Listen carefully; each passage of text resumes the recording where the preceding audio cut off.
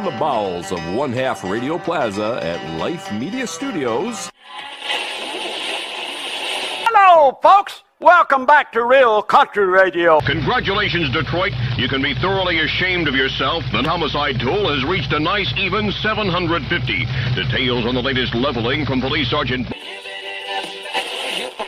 Coming up now, we're going to start off the set with... In the morning. The Hitless Tigers could use this guy's talent. Have you had time to get ready? I don't waste any time getting ready. I stay ready. Welcome to a crossover sidetracked, already plagued with problems, but it's a crossover show with the guys from Motorsports Almanac, but that's just sometimes how it goes. God damn it! Do it live! You know, you just got to roll with the punches, and that's how we're going to do tonight. This is going to be kind of a cruise show. We're looking for a representative of the mattress and pulling team. Ralphie's going to join us at some point, but other than that, it is we're just going to bullshit about stuff that I wrote down and whoever else did stuff. How are you guys tonight?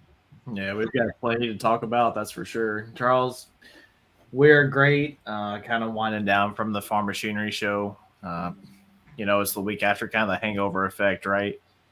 And hangover effect, I can't breathe.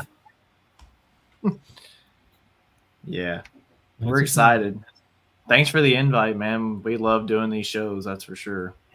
No, you're welcome. I know you guys didn't do anything last night, and we talked about it, and it's like, you know, hey, let's get some other voices in here. We're going to have a good time, I hope. And, you know, we'll just talk about whatever. Yeah. Well, where do you want to start? I know we've got some drag racing going on right now, too. We do, but I know Ryan wants to talk about that, so we're going to wait for him. I know he's going to be coming in here late, so. Okay. As somebody who didn't get to go to Farm Machinery Show, I guess I want to start there. Well, there's two of us, yeah. Yeah. I want to start. I want to start with feet on the ground. What's the deal? Well, which part do we want to talk about? The actual pulling part or everything else? Well, let's start with pulling part, and when we get into the everything else, you know, there's rules. So yeah, I'm going to tell you right now, Pro Stocks absolutely carry that show when it comes to performance and surprises and excitement. Yeah. Let's go right there then. Let's go to Pro Stock. Yeah, I mean, I think the big one that was kind of the eye-opener was on Friday night, right?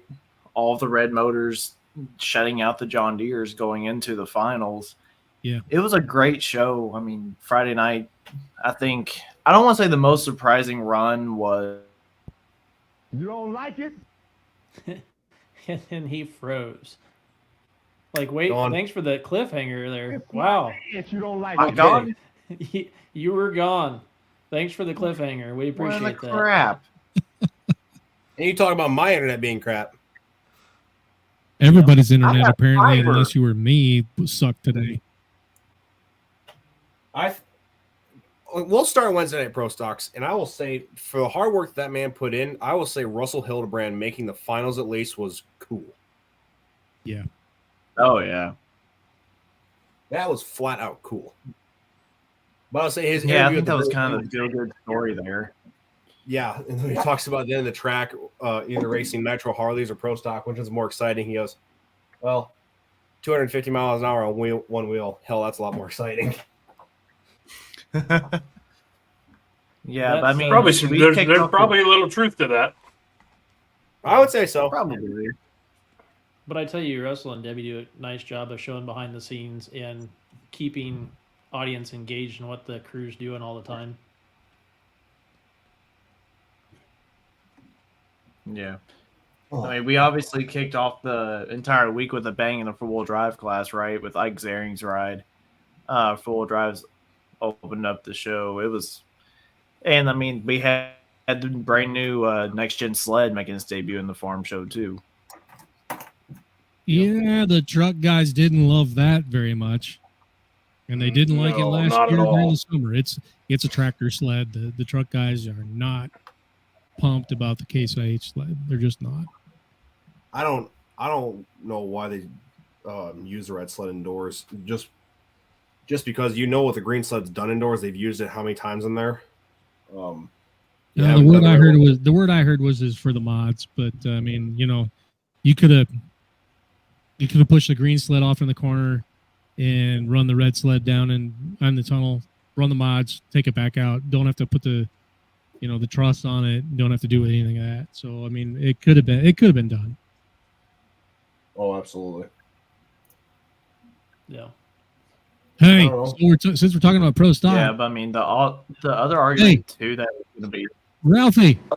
Yes, sir. Hey. There he is. You would think the PR guy would be on time and have all his stuff together, wouldn't you? No, that's all right. You're all You would good. think. From Masterson Pulling Team, aka Ralphie, joins us for the post-mortem. How are you tonight, sir? I'm good. I just running a little behind. We got several auctions coming up, and every second counts during the day. But I'm here, so we're good. We appreciate you. You bet. Or you need to know something from me? Was there a question I missed, or what? Yeah. What wattage are those lights above your head? I don't know. It takes a big dog to weigh a ton, too. That's all I can say. We were just kind of doing a recap on farm show and boots on the ground type of thing. What you saw, what you came up with, and how you thought everything went. You was talking about Wednesday night. I was listening to you as I was getting everything together. Russell Hillenbrand, man, that's an awesome story. I was so sad not to see him get in there on Saturday night. Him and his wife worked so hard, and that was totally disappointing to me. So, yeah, definitely a guy who he literally does it all himself. I mean, yeah, he buys parts, so he's not standing on a CNC making rods or anything. But I mean, what goes into that tractor all went through his fingers, all of it.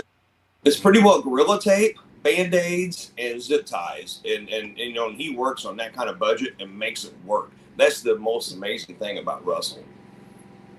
Yeah, agree. But the rest of the week was really good. It was awesome to see Friday night Brett Parrish win. And I don't know if people out there understand how good of a person or how good of a family the Parrish family is. And talking to them guys and hanging out at the pro stock pools during the year is totally wonderful. It's great. The other tonight, I want to be real honest, guys. I was so tired, I fell asleep in the pro stock or during the two-wheel drives, and I only had 2 beers all day, and I was so beat and tired of getting up there. I just went to the hotel, munched from my room, went to bed. So I can't tell you a whole lot Thursday Night Live. Yeah, I'll echo what you said about Rhett. I've known him for a couple of years, but it was kind of in passing. And at Shipshawana, we had that El Nino piston that we were going to auction off for the charity part. And he came up there to the booth, I guess it was Friday. I want to say it was Friday night. And said, hey, I know you guys want me to sign this, but what's the story? And explained to him what we were doing, what the charity was, what was behind it. And, that was hard for me for a lot of reasons, but he shared with me the story about his grandfather and what is on the back of the tractor about we don't quit. And he's like, I'm happy to do it. Now that I know that, I'm all in. I believe in what you guys are doing, and have a whole new understanding for Rhett and his family and what they're all about. Absolutely. And, as we were walking out, going to Broadbent, I congratulated Phil again. And Phil's like, that's not the way we wanted to beat Rat. We want to beat him fair and square. And I'm like, that's totally understood. And that is the people that they are, number one. Yeah. So the weekend didn't quite go how you guys necessarily thought. What's the debrief? Of Tinker Toy and River Rat. You know what? The Tinker Toy was great. Wednesday night, Daryl did a great pass, and Kevin and Daryl worked great together. We had a wonderful pass. And you know what? We're just tickled to death to just be in the top 3 of that night. That's second, third year in a row. I don't know how many years. I know it's been several since 19. Tickled to death. Great run. Friday night, Kevin's run.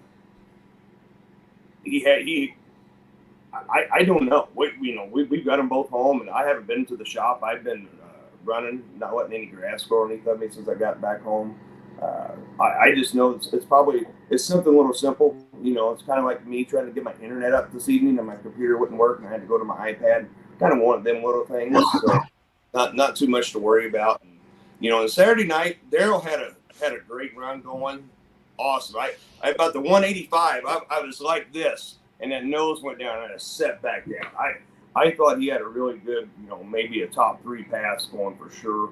But we're feeling great. We're going to be at Mac. Kevin and Patrick and Joey, they'll have them ready. And Daryl, no concern. We're just happy that everybody came there at a good time, and nobody really, had any serious carnage. Maybe besides Hurt. I saw that turbo pile at the side of his panel, but that's been all right. Yeah. It seems like all the consternation about the Charger cages, in the case of Elsing anyway, it seemed to have done his job for the most part.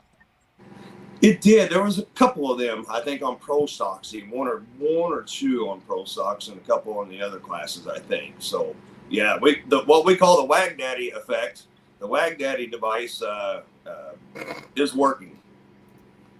Okay, there's got to be a story behind that. I was just going to ask that.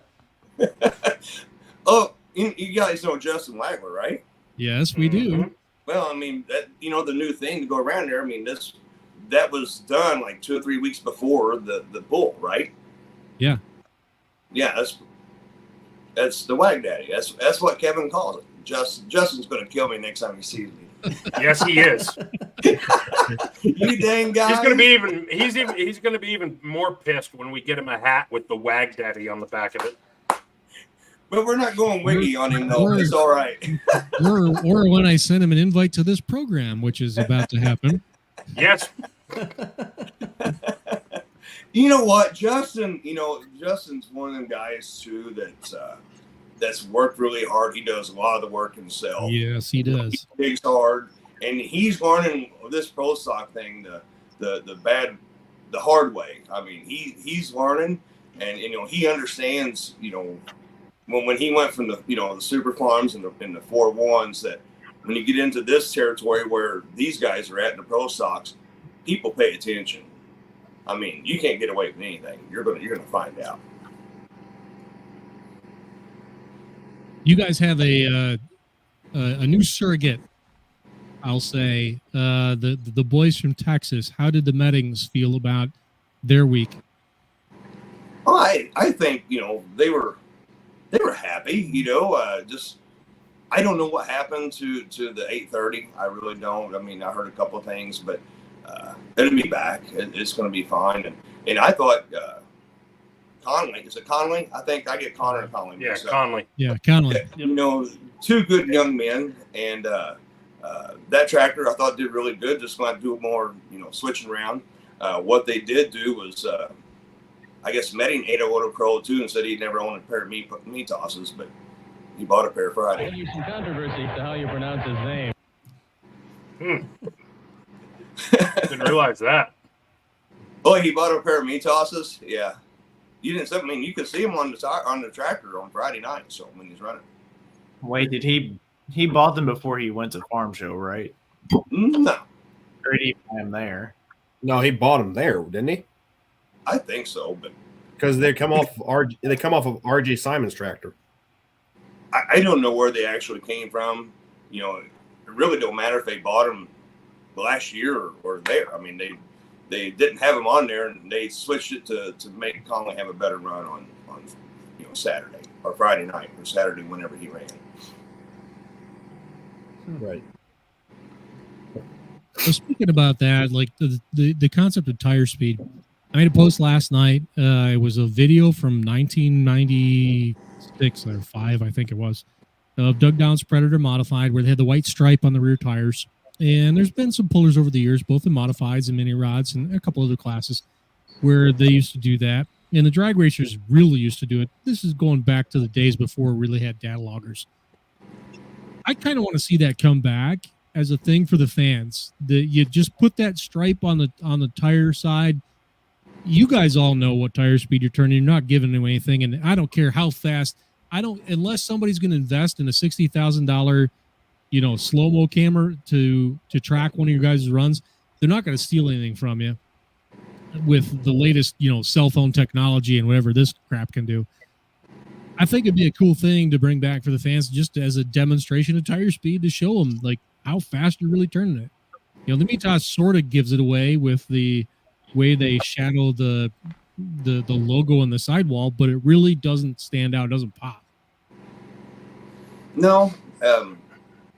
And to be honest, I don't know what tire speed is either, guys. I mean, you're talking to the wrong guy. If you want to know, and no one has to say, and no one has to say, and I'm going to reiterate what I said.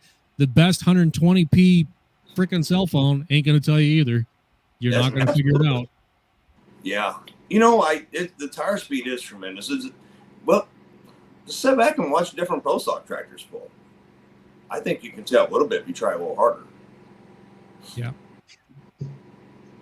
Yep. I'm not. I guess the part I'm looking at is not so much about the data mining or the stealing from other competitors, because that certainly goes on anyway. But just creating the visual for your casual fan. So it's kind of like the yellow stripe on the NASCAR tires. You see them go around and around. I always watch them too, so I understand what you're getting at. Yeah. All they would do is they'd paint a 6-inch wide white stripe and just let that go around. And back then, that was, for the data ability of the day in the 1990s and early 2000s. Yeah, it was telling everybody something. But now, it's really not necessarily doing that. But I think it is a part of the visual appeal and presenting the spectacle of the sport that could be offered. And let's be honest, if somebody really wanted to find out based on videos, they're like I said, they're able to track, on what the way the logo is there. But if you're at the event, unless you're at the right camera angle, it just doesn't work. I guess that's some inside baseball too. Just staring through a lens that we see it, but your average fan doesn't. Yeah, you're right. I'm not gonna argue. That's a good one. Roger Rui has white letters on his tires, and you can clearly see what his tire speed looks like compared to some of the others, because it's it's white letter. Makes it stand out real easy. If only the PR guy had a keychain bottle opener with Masterson Farms on it. Right, if only. I could use one of them right now, by golly. Hey, that's some of that bootlegged beer. Oh, is it what it is? Spotted cow, isn't it? Spotted cow. Yes, sir. Nice. I'm gonna see if I got another one in there that I can twist off for a minute until I get away. I need to get to a pull again, so Spiegelberg can hand me one of those again. Yeah. David, to answer your question, can NTPA run Mitas tires on their tractors? That is a loaded question.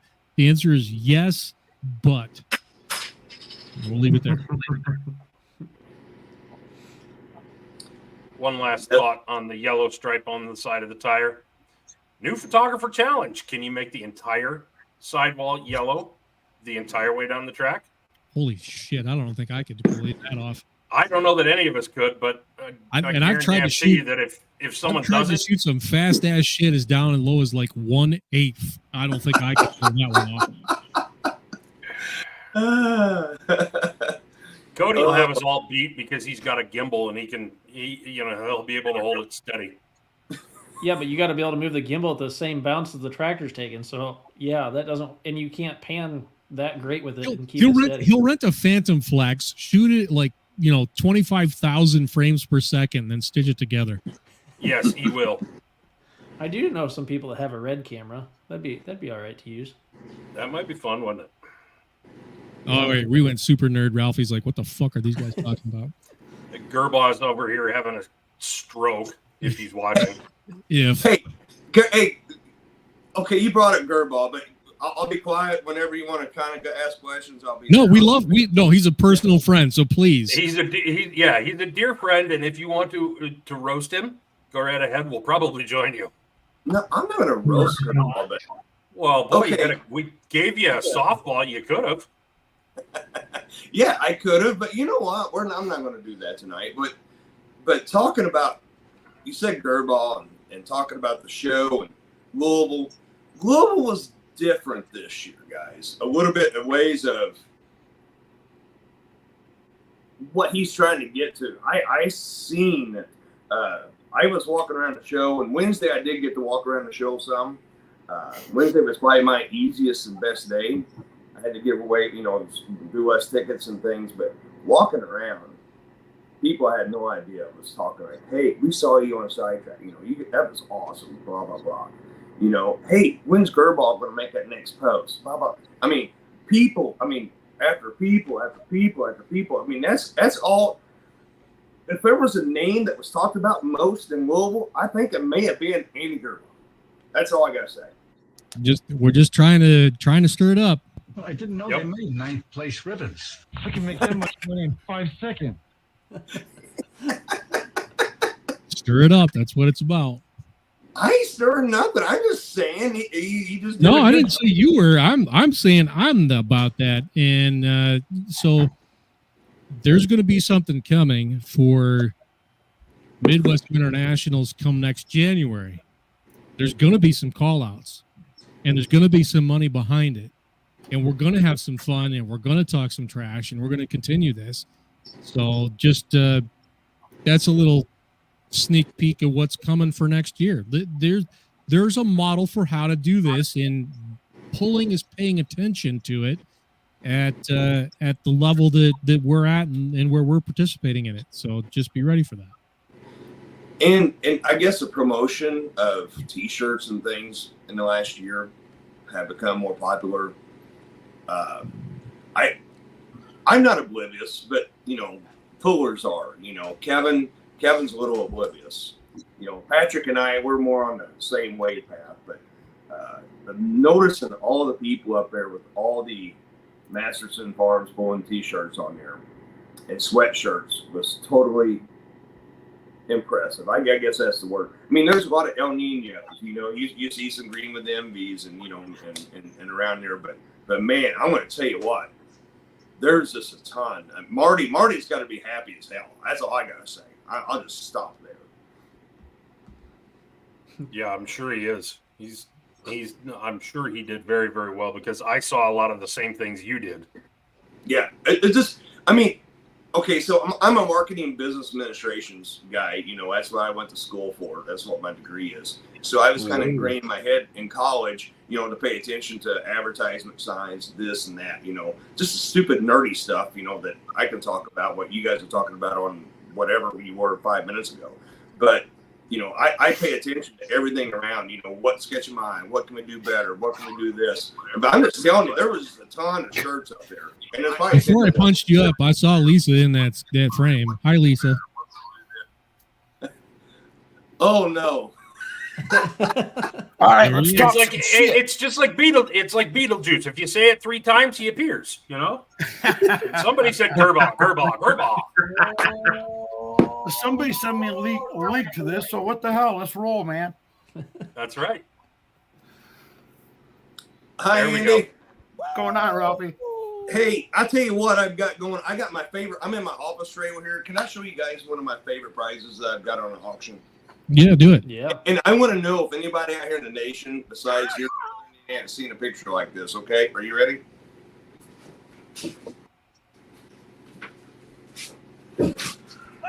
Yes. That's awesome. Seeing is believing, right? Oh! Has anybody ever seen? I've only seen 2 of these my whole life. I'm 50 years old, and I bought one of the 2 I've seen. I actually have in a bar once. Was that in Southern Indiana? Because that's the one that Ralphie bought. No. The only guy that goes into the urinal and comes out to the front desk asking to buy what's on the wall. Seeing is believing, man. I mean, just look up there and you can sell.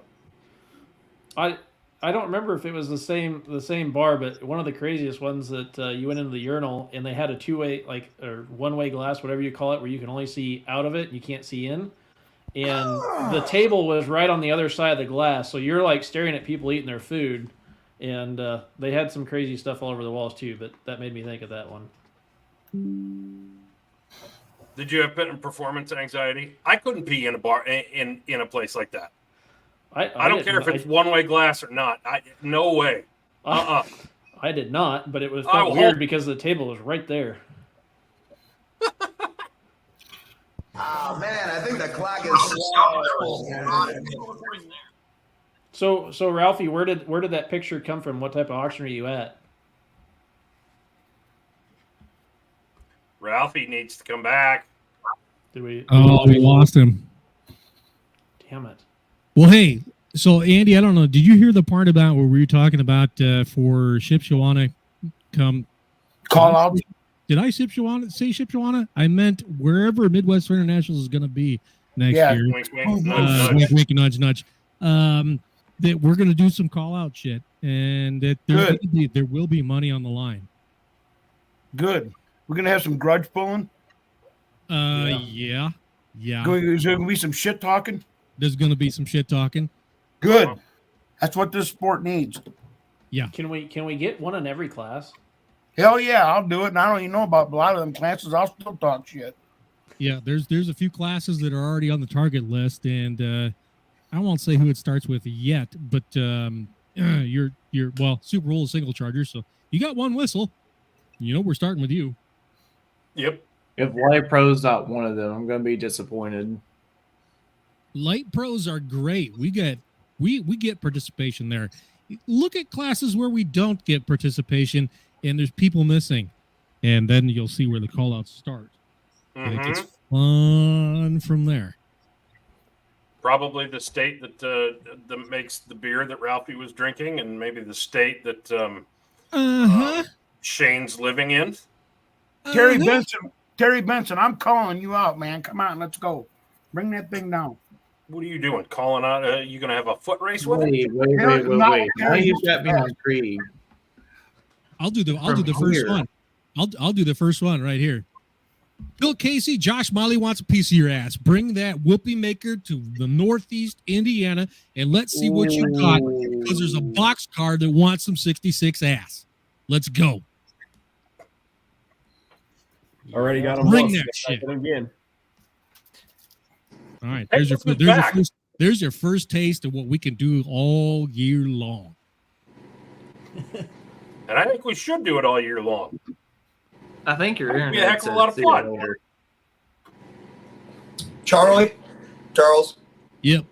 Remember the last time we was on here and you had that rampant thing about internet and your phone and all that good stuff? Yep. I'm getting ready to go on it on phone cords and cords especially, all right? Because I got these devices and I got 4 different cords, and you grab all the cords you think, and effing, what is it? I don't have the right blanking cords and plug-ins, and I wish they could take them all and stick them up tonight. That's where I'm at about that. I'll tell you what, brother, every time I put up a picture of my desk, Brent Yarn gives me hell. Oh, you need some cord management, son. It's like, dude, my shit's wired. It works. And so if all days I let my iPad go dead today, and so it's like 1-2%, and so I've got my other plug-in, and I don't think it's doing it right. So that's why I'm losing you, because my damn thing keeps dying. So I'm sorry. You're good, dude. We're just happy. Fine, man. Hey, we appreciate the stick-to-itiveness and the effort. It's all good, dude. All right, good. Go ahead. Yeah, so we were in full call-out mode, and we just did one. Okay, who's that? That's kind of an interesting idea right there. Oh, yeah, I don't hate that idea. I kind of like that. I don't hate that. I don't either. Single eliminations. We do a bracket style, chip draw, Take and then top 2 from each flight, and then run them back. Yeah, I've done some bracket eliminators. I've done some 64 tracker bracket eliminators with antiques, and it's a riot. It is so fun.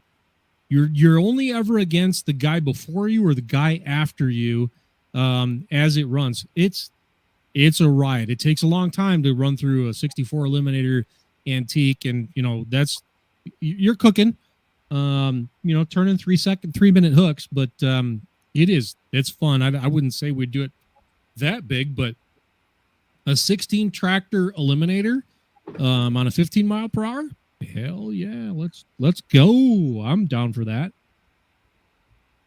Well, and the nice thing is if taking this outdoors for a second, we all know the track changes. I mean, if you start a class at, it takes 45 minutes before sunset, and you've got 25 tractors in it.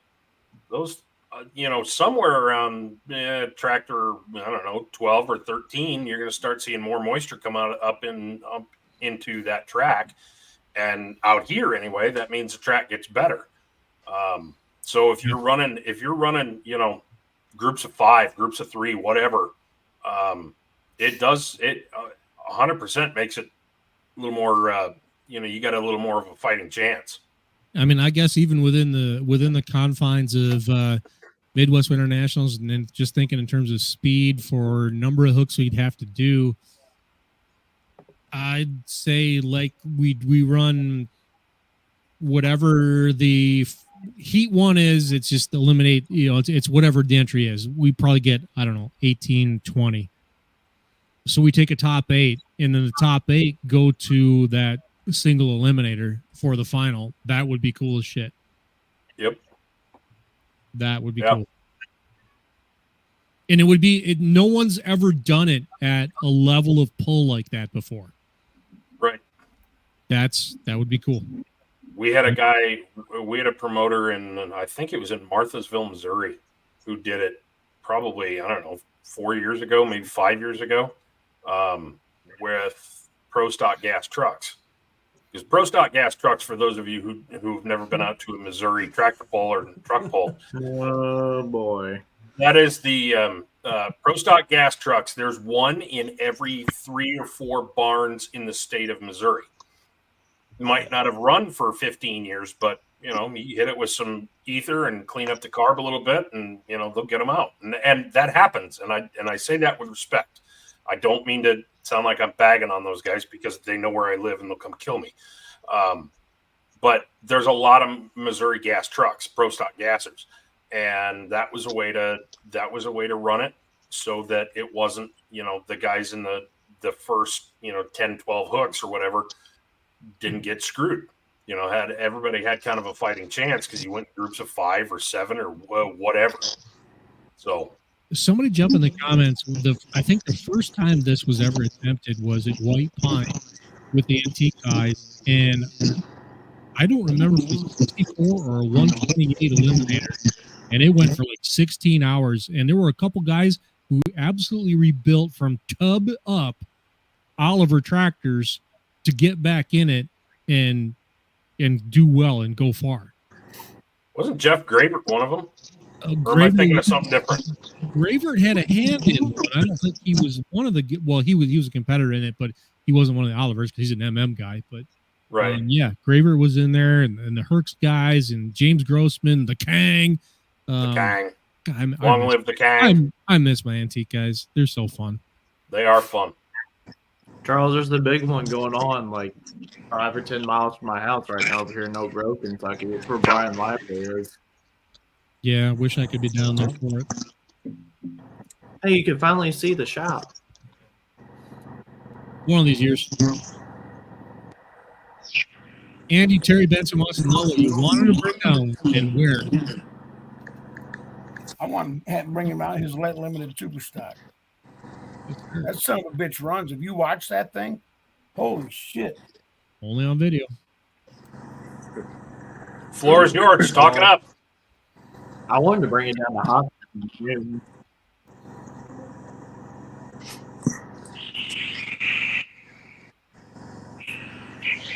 Andy's all of a sudden gotten a camera shot. It was here. Oh, you're talking to me? Yeah, I was expecting some Don Long shit. Come on, hit me with it. Yeah, we got ladies watching. I don't want to get too radical on you guys yet. If I get pissed off, are we not ready for it? Is that what you're trying to say? Oh, we're talking about antiques, and you're talking about stuff, next January. Well, shit, I'm worried about next month when the gangsters come down and smack them bastards again, because it's going to happen.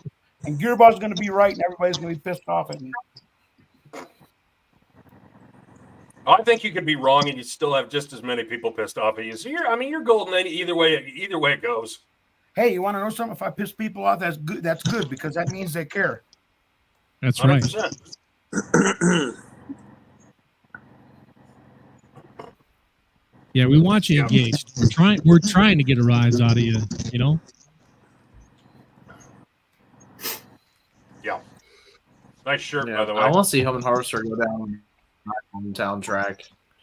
I want to see him come down here and outdoors against probably one of the toughest tracks that Mid-South runs on all year long.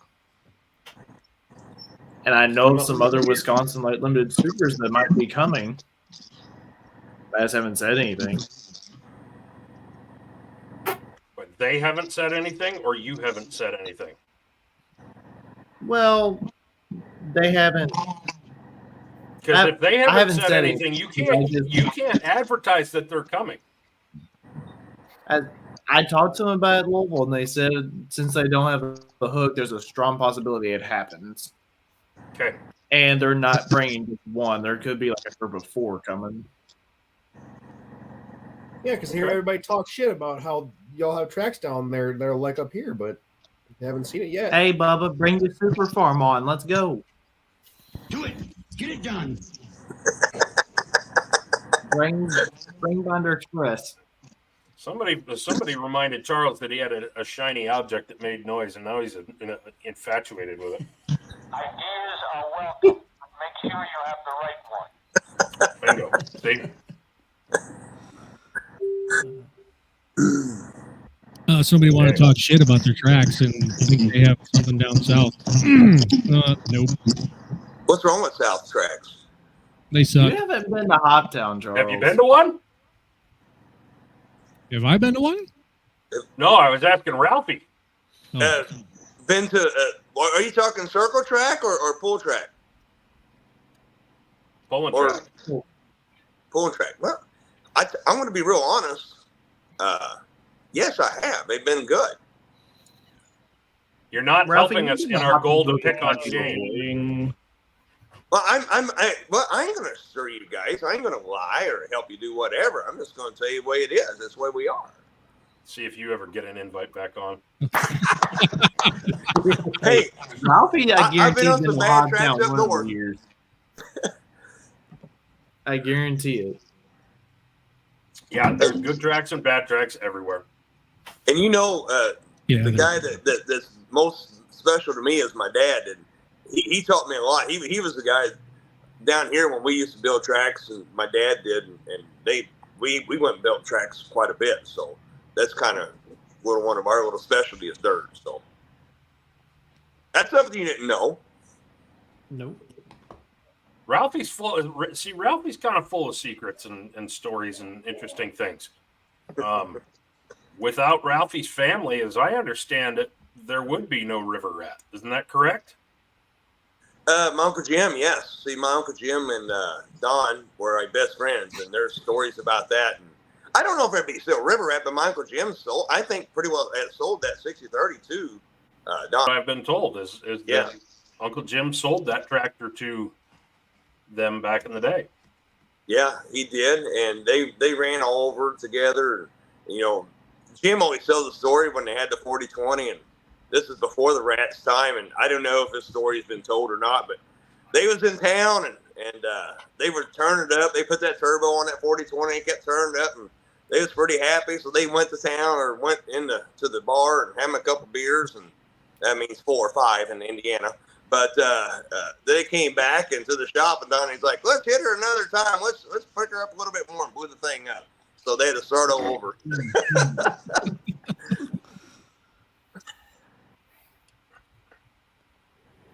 Some of those stories that I heard about a year ago when Don passed, some of those were great stories. And I mean, they were from you, they were from Uncle Jim, because Uncle Jim's still on Facebook, isn't he? Yeah. Jim and Jolene. Jim and Jolene's on here. Yeah, some of those stories about way back in the day are great, and Kevin Kevin has told a few of them as well. Yeah. Yeah, and you know, and you brought that up, and I had a talk with the sisters the other day, and they when they find nice pictures or what of Don, you know, older, they send them to me, and you know, I kind of had a talk with them, like, you know, I don't put a ton on media about Don, just at certain times when it needs to be done, and you know, they were happy about that, you know, that Kevin is too. I was like, Kevin, you know, it's okay. He's like, I don't care. But Kevin and Kevin and Donnie were a lot alike and competitive. It don't matter if you're pulling down the track or walking down the alleyway or drinking a beer. I mean, it's competitiveness all the time. That was one of the things that seemed that when Kevin told me that, because after a couple of days after Don passed, I called Kevin, or Kevin called me, and he was in the semi hauling grain, and he had, I don't know, 45 minutes on the road, and he knew he was going to have good cell signal. He wanted to talk to me because I was writing that article, and you know, and I had a few questions for him, but I think he felt like, you know, he wanted to share a little bit, and it was surprising to me to hear just how competitive he was, because, you know, everybody, I mean, if I ask the question of any of you 59 people who are watching right now, tell me what you know about Don. Some of you are going to write in that he was a champion. Someone's going to inevitably put in the emoji of the goat. Lots of you are going to say he was a sportsman and he was an elder statesman. I'm here to tell you that he absolutely was. But you know what? He would just as likely beat you with a smile on his face, because once you stepped out onto that track, you had to deal with him. And he was very, very competitive. I was quite surprised to hear that when Kevin told me a few stories, and I'm not going to repeat them here. They're you know, off the record stories, but suffice it to say, Don wanted to win. Yeah, and so did Kevin. And back in the day when we didn't have classes in basketball, I had more friends where Kevin went to school than my own high school. And I had an 8-foot goal and a 10-foot basketball goal. And, you know, about this time of year when sectionals start, Indiana's big in basketball, which will really suck this year. But anyway, then we'd stop, be about 6 or 8 of us. We'd play basketball for about an hour. I'm going to tell you what, as burly and rough as he is, God, he's strong. He's a bull and competitive, man. We'd have a good time. I always wanted him on my team, that's for sure, but that always didn't happen. Nice. Ryan, can you pull up that picture from Kevin that I took? That I put in the chat last time? I don't know if I can or not. What photo was it? Is it in the messenger chat? Yeah, it was the one I took of Kevin going down the track, or walking down the track with Tinker Toy in the background. Oh. All right. Since you're talking about that.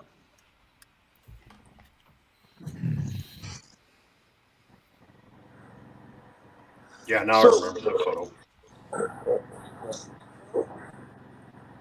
Ralphie, while they're pulling it up, your internet cut out earlier, but what type of auction did you find that picture at? It was one of my little. I really don't. This auction was really funny. This guy was in the West Coast, and I don't know what happened. I don't know if he got ran out of town or down here where we're at in the hills of Indiana, in southern Indiana. Things happen, and if you screw somebody once or twice, it's kind of like, I want to say where Gerball is in Michigan. If you mess with the wrong people, it's going to happen. I just think he kind of got out of town, and he's like, I just want to sell all my stuff, and he had a lot of great stuff. This guy did. I don't know what happened. I'm just saying that, but just stories, you know, rumors. But it was just a guy. He left. He had a lot of toys. I mean, Snap-on tools and Mac tools and pictures and stuff. So it was tremendous. Is that about the same look that Don had when he got on the track then? Yeah. Oh, yeah. Oh, hell yeah. maybe a little softer, but yeah, he was going to beat you. Yeah. And that's Kevin looking up at the big screen going, I'm putting myself in that seat in my head, and I'm going to crush everybody. Doesn't matter if I'm standing over here or sitting over there. Yeah, he's on a mission, walking and thinking at the same time.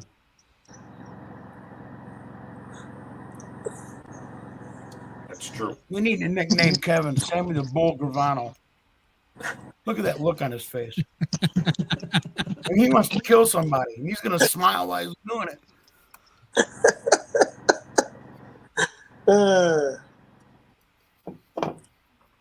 Someone wants to hear funny stories from the farm show. Who's got any? I don't know that I have many. I mean, we had some good times in the media pit. Somebody got a hilarious photo of Adam looking like he'd run out of Womp Womp, which yeah, that was one of the funniest photos I've seen in a long time. And I don't know who took it. That was a fresh out of prison photo. Yeah, I still have, to this day, I have no idea who took that. I don't know.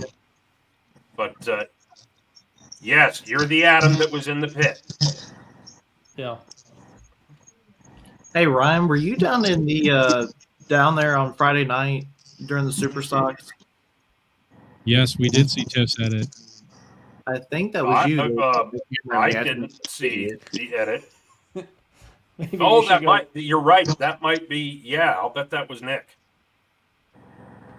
I saw somebody pointing a camera at me after I was kind of going crazy after my brother took the lead. I don't know who it was.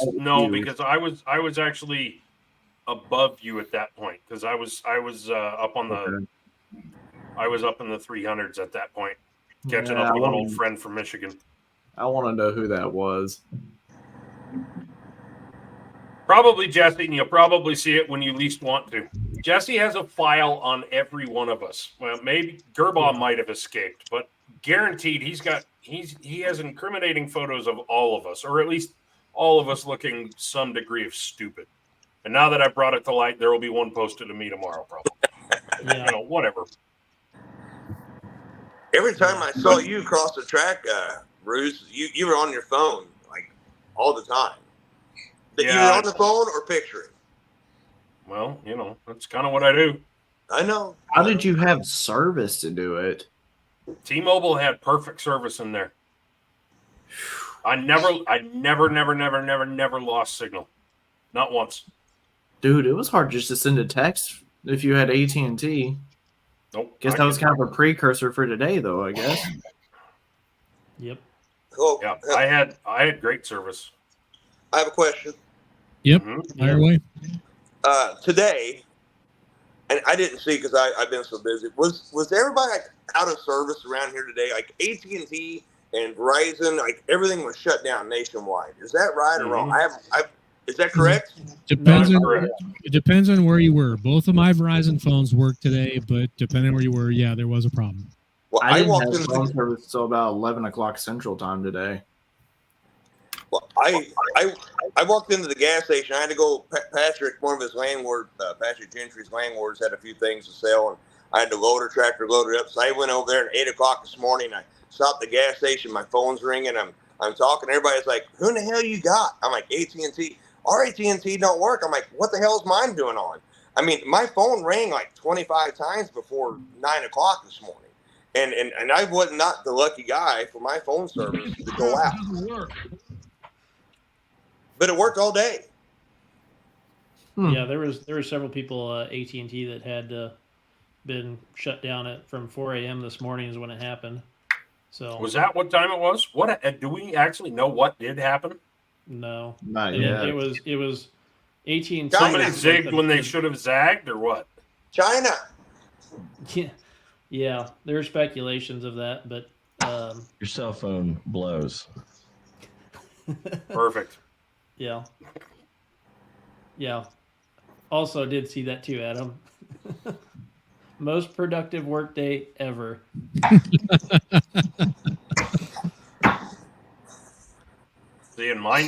mine was fine the whole day, and so was Garris.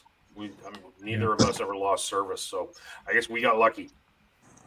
Yeah, I was gonna say mine worked fine the whole time. So, but I mean, the outages were weird because it went all the way down to like Honolulu to like South Carolina and like weird, like it wasn't like contiguous states by any means. So Detroit, hello. Washington, Indiana, hello. Nope, nobody's there. Nope. I'm Indiana. I was talking to Ethan Clark today, and he got service for like 10 minutes, and that was about it. Yeah. So it is what it is. It's amazing though how much how things grind to a halt when that stuff goes south. It's amazing it goes to a halt when your phone rings every solid for 3, 4, 5 hours and you can't get nothing done. Well, geez, why are you so popular? What do they want to talk to you about? I don't know. Auction time stuff yesterday, auction Monday, and my farm consignment sale coming up. Who cares? And all this other stuff going on. You don't have one of the trucker headsets you could just put on and multitask at the same time? He had one of the cows trampled it. You want to do it? No. I'm just not a fan of that, man. If I'm BSing with you guys, I can do that. But when somebody's asking me questions about work, I got to pay attention. I can't be doing stupid stuff like that. I got to focus. So there's no taking phone calls in the Red Rifle? Oh, hell yeah, all the time. Really? I thought that took an extra. So I gotta throw this out there. Ralphie, do you have a public? Is your Snapchat public? Because Ralphie's Snapchat is usually one of the funniest damn things I see all day. And when I mentioned the Red Rifle, that's his nickname for this little ancient 1999 whatever. What is it? 1997. Little two-door long bed or short bed. I don't know. It's a Ranger. I think it's a 2-wheel drive too, isn't it? Oh, absolutely. And it's only got 178,000 miles on it, boys. She's a cream puff. I got to tell you, this man has gone to some extraordinary lengths to get this truck and to keep it and to maintain it in good working order. He has all manner of zip tie, scotch tape, duct tape, bubble gum, JD Weld. Pins upstairs, pins to hold the top up. Yep. But this truck refuses to die. And it made a trip to Biloxi, Mississippi. That's right. Tell that story. That's kind of a wild story. Okay. I'm running hard one day. I run in, and I have stuff to do, right? So I leave the house. I work in the auction. I get home, and I got an appointment in Boonville like at 1. So I go there. I get back. I notice my Red Rifle's gone. I'm like, what the hell is going on? So the guy that's helping, which is my cousin, is nowhere to be around. He's supposed to have been working for me that day. Well, I finally figured out he stole my truck. And so luckily to know, I'm a little bit on politics too. And I have cousins, a lot of cousins that work in the sheriff's department and all that good stuff. I guess my cousin put an APP on that thing from Mississippi all the way to Atlanta. I mean, all the way across. Next day, I get a phone call from a police officer in Biloxi, Mississippi. I thought it was a prank call. They pulled him over on Highway 10. They was like 5 miles away from there. And they was like, what do you want to do? And I was like, well, put their asses in jail. And he's like, well, we got to do this. You're going to press charges? I'm like, well, no. And he's like, well, we're just going to take them down the road to the next gas station and turn them loose. I'm like stray cats. I mean, these guys didn't have a damn license, stole my freaking truck, drove it to Biloxi, Mississippi, so I had to drive down there, haul the son of a bitch back. I mean, it was $2,000 in expense, but for the truck that it is, I had to go get it. And so I had to haul it all the way back. Now, here's the thing. The lights didn't work on the trailer, okay, the U-Haul trailer. So I had to have the son of a bitch running with the lights on the back as I'm coming through Tennessee and whatever. That was my tail light. So that's my story gets better and better every single time he tells it. I tell you what, if we could get him a half a glass of whiskey deep, this story will be epic. And I will get it on video, I promise. And this is how the book of memoirs of Ralphie and the Ranger started. Yes, Ralphie and the Red Rifle. Yeah. Now I got a little bit other things. So something happened last year to me. I got into politics. So I'm a county councilman now in our county.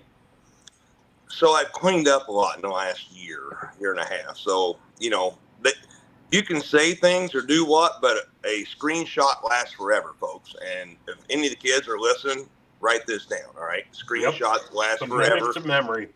Yeah. Yep. Ain't that the truth? Mm-hmm. So, but I remember watching his Snapchat story as this was playing out. And we got Snapchats from the road of him driving down to Mississippi to go get the Red Rifle. And a $1,200 truck. Let's just put it this way. He was properly annoyed and we got to hear about it. Or going through the pasture, at 30 mile an hour chasing cows and trying to get through mud and popping through the ditches and yelling and cussing. But I've cleaned up quite a bit, Ruse. You have. You 100% have. And I've had to. Some of your fellow council members don't like 90s hip hop and 2000s rap. They're a little older than me. No, I'm going to say not. Conway Twitty from now on, buddy. Hey, don't even Google our county I live in, because you're going to see some serious stuff. I mean, it's BAD bad, almost like Gelby bad. What county is it again? Warwick. WARRICK. Thank you. Yeah, just go to www.thepeopleofwarwickcounty.com. Yeah, in Indiana. Now you're going to people of Walmart or something. Places of Walmart. No. I mean, it's been some. We've been on the news. We've been on kind of the news here the last month. So it's been kind of crazy. But anywho, I'm not going to talk Shane's about that. actually typing it in. Everybody, look. You see Shane? He's actually looking at his screen, trying to figure out if there's that site or not. Hey, never mind.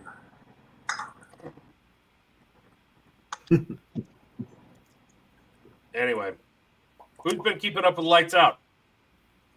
I have not. I have not watched it at all today. What are the developing storylines? Some of you guys I know have. Stevie Jackson to the front. Really? Yeah. on that shut. 358 Q1 and sat out Q2. Didn't have to come back and defend. He's your leader. What did he actually do to the car last night? Was that did he blow a burst panel or what? I don't know. I have not. He hasn't said. He did. He did say, shit. Burned a piston, something else, and a fire came through the firewall and it got him, but he's all right. Burned all the wiring. They got it all fixed. 358.6, 208.17 in Q1. Didn't have to defend in Q2. No one got close. There was a video today of him and Lyle. They showed the spark plug from that burnt hole. It was pretty dark. Yeah. It didn't vaporize the plug? Well, it was close. Hey, you know what? The interesting thing about Radio versus the World down there, and for the rest of the series that Duck is offering, is that RVW is going to pay $50,100 to win an RVW in every race. That's a big fuck you to the NHRA in Top Fuel and Funny Car, because it's $100 more than Top Fuel or Funny Car pays to win. And you see it in the entry. There's a bunch of guys who are going to be, for this event, also Rands that are in there. They might sneak up and get up in some places and win a couple of rounds and get some money. But they're not necessarily going to win. But it's going to draw cars out for the rest of the summer and whatnot. So they run through the spring and back in the fall. Shoot, even the cornhole tournament today was paying like $3,000 to win. Yeah. A little over, yeah. Started out like $1,500, and then everybody kept putting in $500 bills. It's like Yeah. $3,000 last I heard. Yeah. Yeah. That's a substantial cornhole. And $10,000 tomorrow night too for a grudge race. Yeah. Really? Yeah. Yeah, tomorrow night is the big call outs. There's some cash down. Yep. And for next week, World Series of Pro Mod, there's some more money throwdowns. But we'll save that for another show. But, yeah, it's door slammer is kind of at its height right now. Charles, check your settings. You're getting real echoey. Yeah, it's not. I don't think it's me, but well, I just went through and double checked that everybody else's background and echo was on. So I've got echo on with me,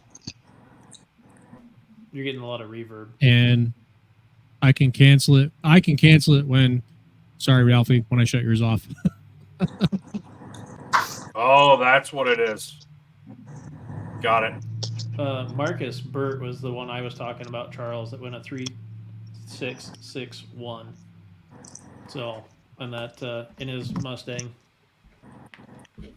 That was 100%. Well, I am shipping up to Boston to find a wooden leg.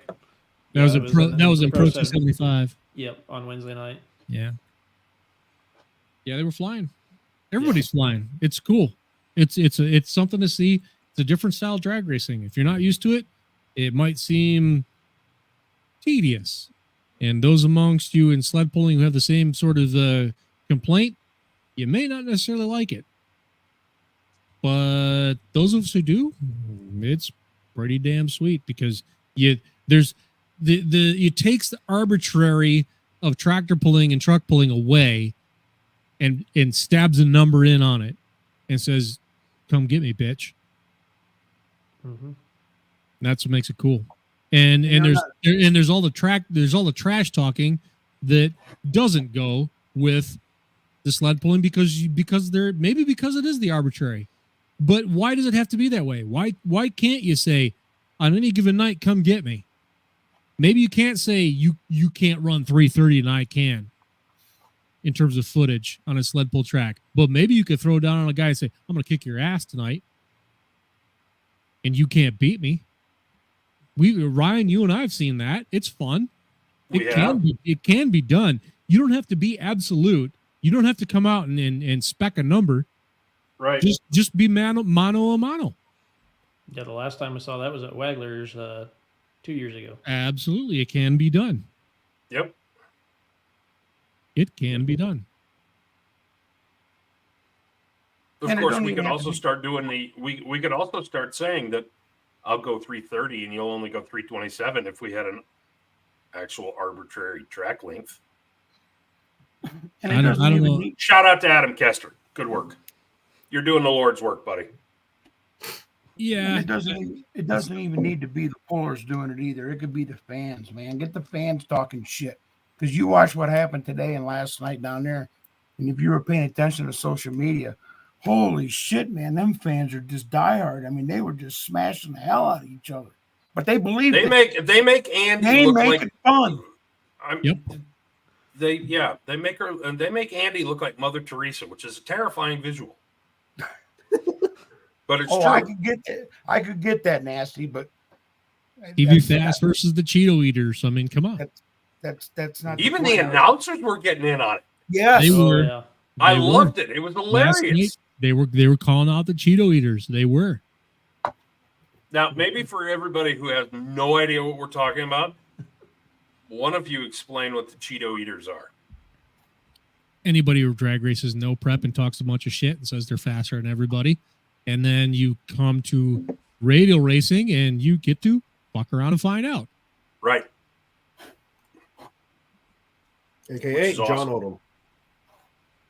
Say again? So AKA John Odom or Bill Lutz or any of them other ones. No, those guys are not ones, but Bill Lutz really doesn't do no prep. He's a PDRA racer and he'll bolt the radials on and go. You talking Jeff Lutz? No, Bill not unrelated. Bill Lutz, same name, spelling, different pronunciation. Not Jeff Lutz, Bill Lutz, out of Ohio. Fair enough. Bill is actually kicking ass, and good for him, and he deserves it with all his health problems he's had, and good for him to see him doing well. Shout out to Bill Lutz, awesome job. Hey, speaking of that, pop that picture that I dropped into the chat. Yes, sir. Yeah, I'm gonna go up there and get that. And the actual father of Pro Mod. Y'all know what the significance of this car is, right? Andy knows, I'm sure. I do. Andy knows. Yep. I do not. This is pretty damn sweet. The photo is cool as hell. Well, there's more to just the cool photo. There's a cool story on the car. Oh. The Bill Coolman 87, well, it's an 86 Camaro. Yeah, the family is bringing it back. Why is that car important? Go ahead. No, we're going to put Tim Wolf on the spot. Tim knows a little bit about drag racing. Throw it in the chat. Yeah, throw it in the chat. Why is that important? Somebody tell us. If it's not Tim, somebody back him up. I've shot at this dragway, by the way. That's Byron, Illinois. Mm-hmm. Their track announcer has the most beautiful voice. I hate him.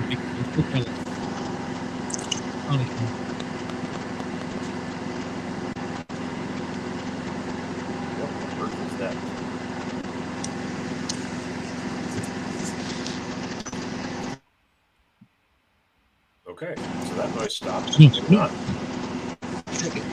No offense, Ralphie, but your mic is loud. Yes. Like the generators in the background. Oh my God! Did you steal Schultz's generator? Yeah, no shit. That is not Bill Lutz's blower Camaro. That is his nitrous Camaro. Why does this car matter, and why should it be brought back? What did he do? Where did he do it? When did he do it? I can't remember where he did it, but I know what he did. Paul Vasco, thank you. Paul Vasco wins. Yeah. This is your Nice work, Paul. 200-mile-per-hour door car. That is the first one ever. 202.24 miles an hour in March 1987 at Darlington Dragway in South Carolina. And from this, it was the springboard to what became the Quick 8 series that the IHRA started doing, and it sprang out of Orangeburg and Shelfletown Dragways out in the southeast. And guys like Charles Carpenter, Ed Hoover, Robbie Vandergrift, Jim Oddie, and Fred Hahn, Animal Jim Fuhrer, Tim McAmis, and some kid named Scotty Cannon birthed Pro Mod out of cars like this one. Yep. Yep. All those fast ass cars down in Georgia, they owe a lot to that Camaro right there. Yeah, Bill Coolman, yeah, godfather of top sportsmen. You could put his name in there. You know, who's the true father of Pro Mod? Lots say Charles Carpenter. Bill Coolman's name gets thrown around. You know, if you take it back through the Quick 8 days, those are some names that get bandied about. But this was the first 200-mile-per-hour door car, and it's coming back. And it's cool that it's still out there, that it still lives. It's Yeah, awesome. that's neat. And Bill went on a succession of really kick-ass, cool, nitrous-fed Chevrolets and some wild Berettas that were, you know, that Beretta looked cool. I remember that one. Down onto a door car, and you know, kind of. I think Bill, when it came to stretch and body designs, and Andy, you know this story as well as better than I do, honestly. Bill kind of set the template for what Scotty Cannon sort of did with the Oldsmobile body that he draped on his car. Yep, exactly. And Scotty Cannon even has mentioned that in the past. That's where he's got the ideas to drape the cars to stretch them like that with the bodies. That he got it from Coolman. That car in that photo though, that looks like a. I mean, maybe it's my eyeballs and I got old man eyes, but that looks like stock wheelbase, more or less. It is. That's not stretched, is it? It's not. It was Top Sportsman legal, and also he ran it in Mountain Motor Pro Stock, which is why you see double numbers on the door. You got the Pro Mountain Motor number and the Top Sportsman number. So you said they're bringing this back. Do they, timeline when they're trying to bring it back then? This summer, supposedly. I think if I remember the announcement correctly, he said if everything works out right, I think he said June, but I don't know where, and I also don't know what class it's going to run in either.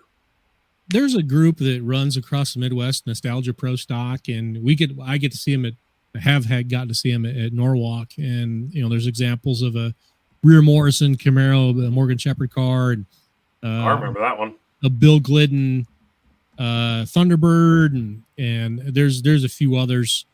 So my guess is it'll probably maybe slot in with those guys because Bill was originally from Missouri, so it fits. Don't know. He's from St. Louis, wasn't he? Wentzville. Yeah. Just on the west side.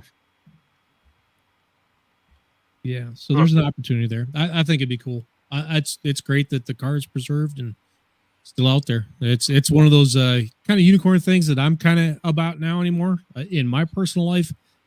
Choices I've made, whatever. Like, I don't care about necessarily going out and competing top level with somebody, but if I could score a vintage car or a vintage tractor or a vintage truck, just go out make demo runs, that'd be really fun. I'd love to tell the story and share that and preserve the history, and that'd just be cool. Yeah, that would be kind of fun. Speaking of cars making a comeback, and talking about the main picture that for tonight, let's talk some caddies. Yeah, we can do that. Especially a pretty blue caddy that. That blue is gorgeous, isn't it? Makes beautiful noises. I don't even care if it's a wrap. Yeah, it's beautiful. Yeah, no, that's. If he would have hooked up straight off the line, that thing was gone after he got back into it. But it would have been fun to see that for sure. How did today go? Did they make any hits with it?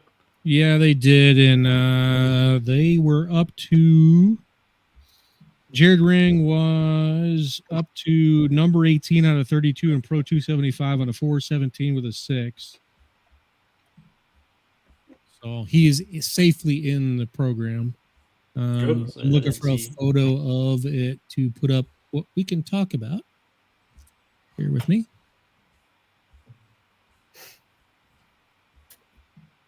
We are talking about what's going on at Lights Out with the diesel Cadillac. That one doesn't work. Sorry, hang on a sec. This one works. Here we go. Yes. This car. And, wow. Yeah. This Cadillac CTSV should look familiar to you because that's an ATSV. That's a smaller body. It is a CTS that has been misquoted. What? It's a CTSV, and that is what Larry Larson originally built as a No Prep Kings car. And what's really astonishing to me about this thing is that they took delivery of it, Rings took delivery of it as a roller at PRI. And they had to cram a Cummins in this thing, replumb it, rewire it. It went to Cody Fisher's place in Delaware, Ohio for the turbo fabrication to mount the charger, and then went to S&S for the final plumbing, rewiring, full Motec standalone. I mean, it is just crazy what went into this thing that in less than 2 months, it's actually going down a racetrack. And competitively. Competitively. Yeah. And Damon Steinke in on the photos there on some of those. Yeah. I mean, it's awesome. Just sick. Absolutely sick. Mm-hmm. Wow. Yeah, off the trailer ran like 430s, and I think on its third full pass, my notes, number 18 out of 32 on a 417 with a 6. So how many of them make the show? 32. Okay. Top 32 eliminator. So now the type of racing. Put this in perspective. because there's lots of people that are familiar with the Ryan Milliken car with the Nova. Yep. He's in a different class with a different tire, correct? He's an X275. The rear tire is the same, but there are differences in the rule book. So a quick X270 or a quick X275 car where Ryan runs the Nova, really flying is like 416, probably deeper than that, 412s. Ryan consistently will run a 416 with the Nova. He has the speed record deep into the 170s. X275, you're going to have to go a lot faster than that. You're going to have to go down on the 360s and be pushing 200. The thing about diesel, though, in any type of racing, it doesn't matter whether it's radial or big floppy fat tires, is they back half. And so their back splits are astronomical. They won't run the down low number. Their early times will suck, but they will freight train out the door. So you'll see outsized speed trap numbers versus the ET out of diesels. When they get this car dialed, I would say if he can manage to go 370s, he's going to shatter the frickin' X2 or Pro 275 speed record. He'll be running RVW speed numbers. He'll probably explode RVW numbers. It's going to be stupid if they don't start hanging weight on him, lead penalties. Which they probably will, because that's what they did to Ryan Milliken. And it doesn't seem to slow him down any, because he's qualified number 7 in a 32 car field. So nice. Who's number 1? He's number 7. 422 on a 416, number 1 qualifier. Who's sitting on the top right now? Shit. I don't have that pulled up. Blower car, I think. Okay. That makes sense. So now, whenever these guys are lining up, because I know I was watching, I think it was a Skag. I can't remember the exact name of it. Superstar Shootout? Yeah, that one.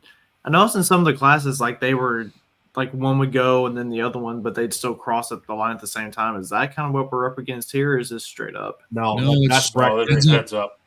Heads up. This is straight heads up. Bracket racing is a completely different type of racing compared to this. Everything that's down at lights out is all heads up. Okay. That kind of threw me for a loop whenever I was watching that the other weekend. Now, it's like a handicap in golf, what you're talking about. The leader on X275 is Ron Rhodes in a 68 Chevy Big Block Chevy powered machine, 416 with a 5 versus Milliken's 422.5 at 175. So look, there's where we're talking about the back splits. Number 1 qualifier, 416 with a 5 at only 162. Milliken goes 422.5 at 175, and that car's been 177. So it's the back split on the diesel that makes it up. That's moving. How's that Viper doing? Ned Dunphy? Yes, Ned Dunphy. RVW. He didn't have a great Q1. PTC. No, I saw that. I saw that. Or Q2 is qualified number 11 on a 396 199 miles an hour versus Stevie Fast's number 1 qualifier 358.6 208, and suck on that. Didn't break the trap record though for the qualifier. Chris Daniels number 1 on the trap speed at 210.70. He's number 4. What'd you say Stevie ran today? He didn't race today at all. Right. Yeah, he did. Yesterday. He did. He went like a 360 with the 7 or something. He was against Cartuccio. I didn't. Well, he must have done it. There must have been a second qualifier because I didn't see him do it. Yeah, he was against Cartuccio. Cartuccio actually beat him this time around, but he still didn't beat the 358 from last night. Cartuccio's number 3, 360, and right 8 at 208. Yeah, 360. Ken Q 360 with an 8, 208. Stevie with 361 with a 4, 206.5. And get weight, because there's gonna be a diesel RVW car coming. The Milliken McMaster C7 Corvette is going to come back, and it will be an RVW. Sweet. As long as Rod doesn't steer left into the wall. Are you paying attention, Rod? Jesus Christ.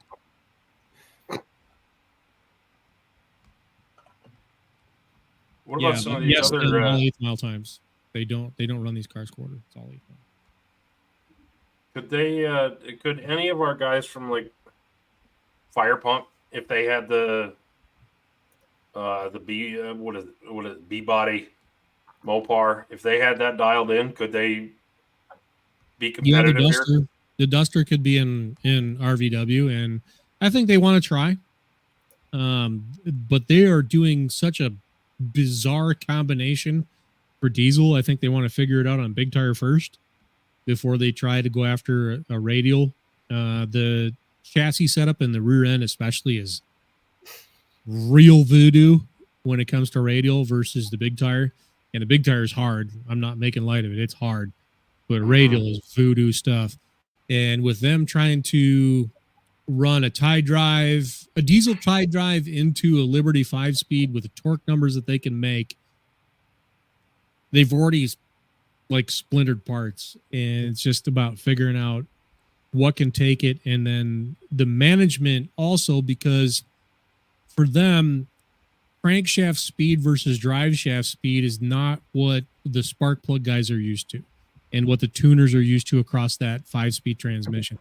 The 5-speed that are out there and the 7 speeds that are out there, they're used to a really high crankshaft speed, 7, 8, 9,000 RPM out of the crankshaft with a non-commensurate torque number, and then shift that across the drive shaft into the rear end. Whereas the diesel is going to make torque numbers that are astronomical, but they're going to do it at 70, 200 and down. So you're a full step down in terms of your shaft speed, but with the commensurate torque and maybe even more. So the torque multiplier across the transmission breaks shit. And that's what they're going to have to figure out. And there's ways with the common rail diesel to mitigate against that, keep the RPMs up and keep it out of the bottom end, but it's still going to take a lot of work.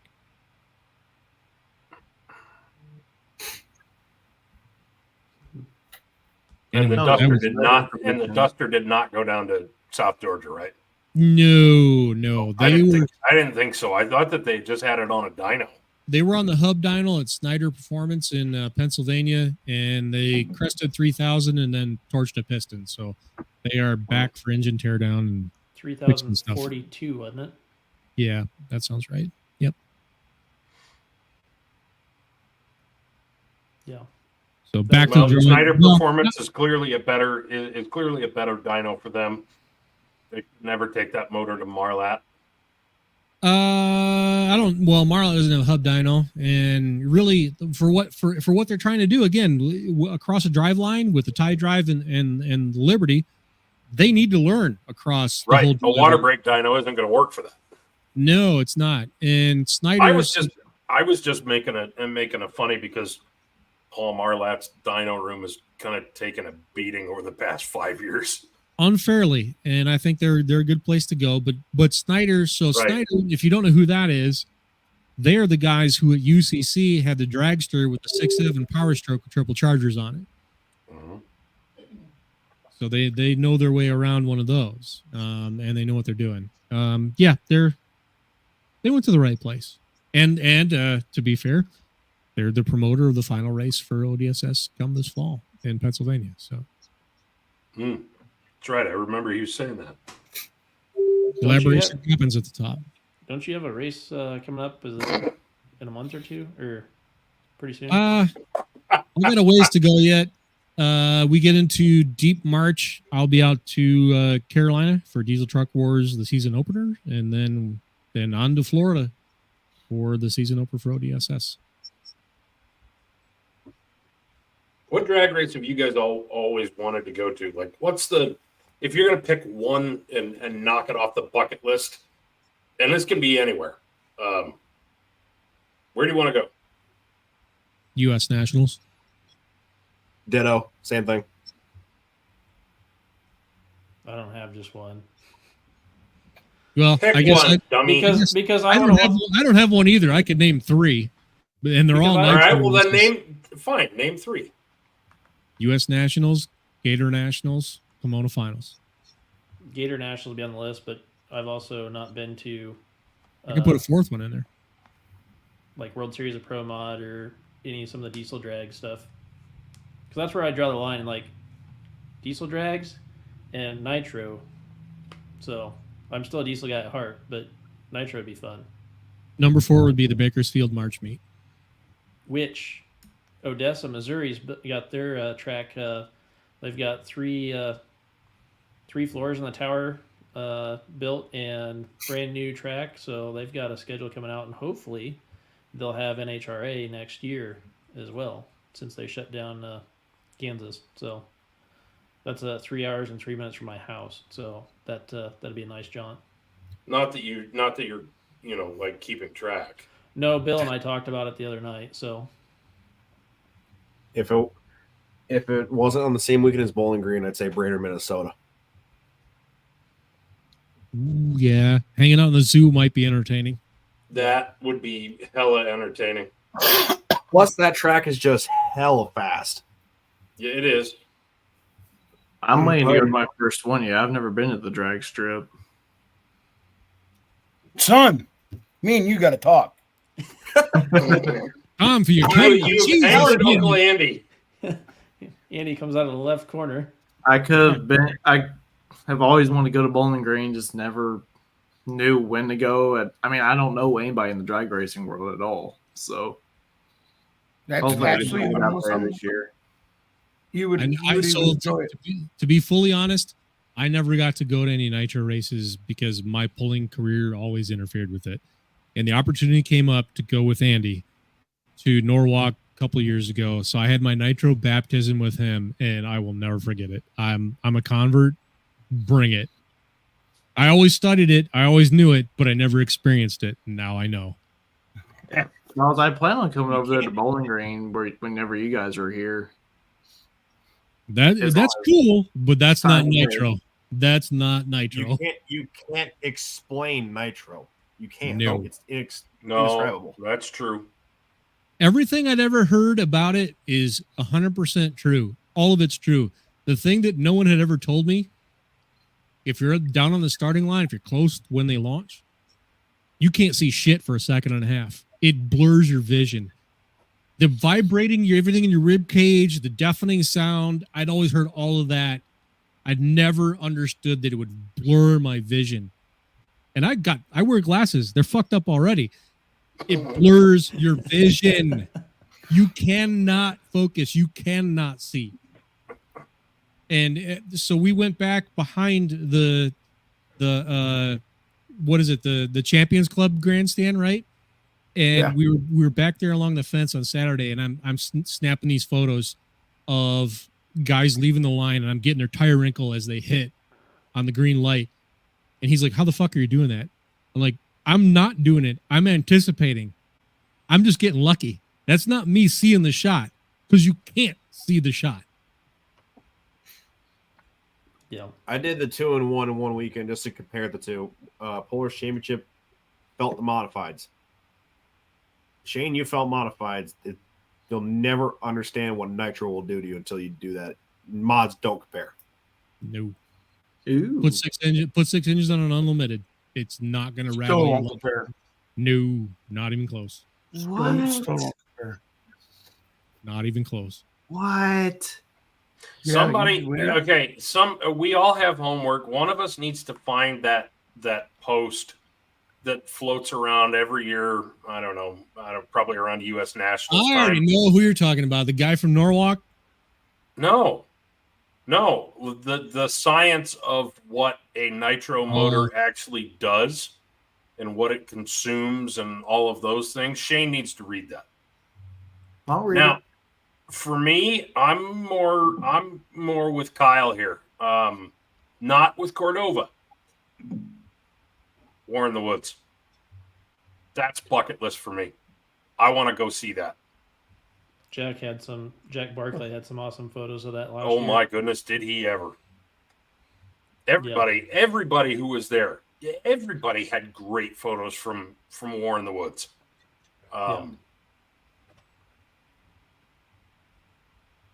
And oh wait,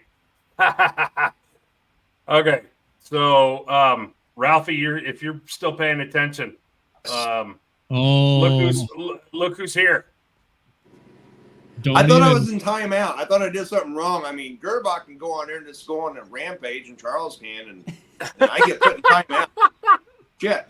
This comment, you might as well mute everybody because I'll launch. No, Karstens, shut up. Don't make him do it. I For those literally, of you who don't know, in my full Karstens is page one of of my notes, coworkers. in my full page of notes, Daytona 500 came up, and I wrote about 6 lines. And the bottom, the last line is insert rant, and I wasn't going to go there. It wasn't that bad. So, okay, I also You didn't watch it, did you? I haven't. You don't really watch. Nobody watches NASCAR. I mean, come on, seriously. Matt's a huge NASCAR fan. Be nice. It's been so long since I've watched NASCAR. It was on TV, and I was at my uncle's place a little bit. I didn't realize they went to flights or sessions or whatever they call it. Lame. Yeah. What is that about? I mean, other than the goal of it that was to get more kinda fan interaction. I'm sorry. That we kind don't of came wanna watch about that. because people got tired of seeing 6 cars on the lead lap at the end of the races. So, and I'm actually kind of want to agree with that because I like them being stacked up close together. Andy, you should have gotten the memo that he watches NASCAR by the shot that he said that he's never seen or been to a drag race. Plain simple. You ever been to a sprint car race? Mm-mm. Well, no. Really? I've been to a dirt track race. I think it was late That's model. not sprint car. It's not sprint car. Then no. I don't know what was there. We were doing a display with pulling tractor stuff at Paducah. I know Smoke's out on the tractor that night. Well, I know. Which one? It was Dreamin' 2. It was a Super Farm 7220. Cool. Yeah, he was supposed to drive, and then he realized he didn't get any practice. I think that's the story I heard.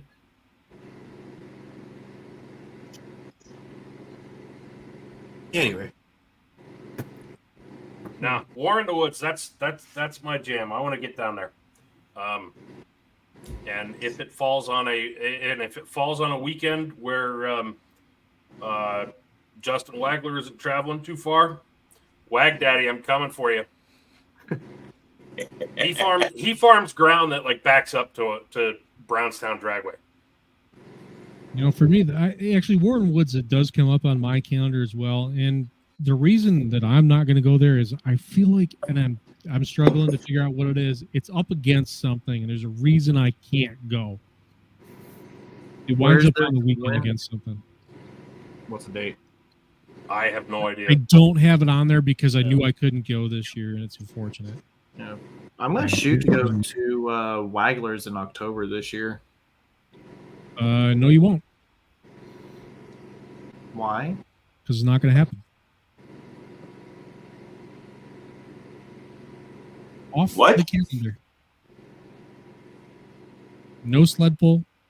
No drag race. Not happening. Breaking news? Is that breaking news? Not really. I mean, if you looked at Wagler's calendar when they announced it here a few weeks ago, it's not on there. They're not doing it. Not going back. They lost their ass on that deal last year. Not happening. Really? That sucks. Yep. Not gonna happen. Thank you guys for glossing over the Daytona 500 thing. I don't want to talk about it. I will if you provoke me. I think one of the biggest stories that got glossed over throughout Farm Show weekend came down on Friday. This is posted on Friday through racer.com that Morgan Lucas has been promoted to CEO of Lucas Oil Company, and Katie Lucas will be the president. The next generation takes over. I don't know what that has in store for motorsports, but you know, the story was certainly glowing about them, and well deserved. They've earned their chops. You're fine. through the sport. So I'm happy to see it, and I think they're in good a position to succeed, and run the company. They've been trained well. It's good. This is a good thing. It's worth celebrating. Didn't there was somebody at PRI too that Michael Good is appointed president of PRI. Oh, I cool. missed that. Yep, as of February 26th. Who is that guy? I don't know. I just remember reading the headline about it. Fair I don't enough. know the background. I just remember. I mean, Good joins PRI from Dynamat Inc., where he served as president and CEO. Dynamat's an industry leader in producing and delivering high-quality acoustic solutions for the world of speed, quality, and accuracy for better sound everywhere. There you go. So that means that PRI is either going to have library hours, or all of the walls of the office are going to be lined with Dynamat, and they will all yell everything. Because Dynamat will keep it quiet, and it does. It works great. How many years did Wagler's put on a poll? The big pro stock poll? Yeah. 5. 4, 5. 4 or 5. 2019 was the first year, and they ran every year. They never skipped a year. Gotcha. So they were on their 5th event. Scheid moved it there. Is that the year Scheid moved it there? Is that right? No, Scheid moved the year after. Well, no, 2 years after, because there was a COVID skip year. 21 was my first year, and that was the first year for Scheid being there. So they're not doing the drag race at all then either. Well, Scheid they are, but the fall thing, no. The fall drag race moves to Keystone in Pennsylvania, and the sled pull just simply isn't going to happen. You saw Adam's comment. I see that. That's news to me. That's news to me. Hey, either way, Charles, I love you, but I hope the poll is still happening. yeah. Truthfully, I really hope you're wrong, and I suspect you kind of do too. But I wasn't gonna be that blunt about it, but yeah, okay. Oh, call me out. Quit being a bitch. Call me out. Come on. With all due respect, Charles.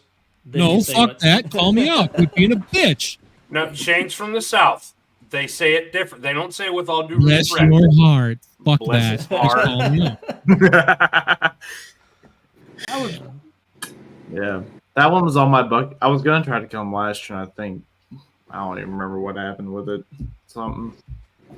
That was a good time last year. I We loved had it. fun. We had fun that year. We had fun last year. If If it does hold true what Charles said, and they don't have a poll next fall, boys, fucking shit's got to change. And I don't give a fuck who I piss off, because I'll start calling motherfuckers out, because I'm getting All right. pissed. Class is in session, folks. Continue, please. We can go right on down the fucking list. Bill Bader at Norwalk had a poll, tried to do better for the sport, and got shit on. You can go out to Windsor, Colorado with the Outlaws. Had that guy put hundreds of thousands of dollars into that deal and got shit on. We can go to Dodge City, Kansas, and got shit on. One is enough is enough. How many of these big pulls do we got to fucking lose? These promoters will never come back. Never.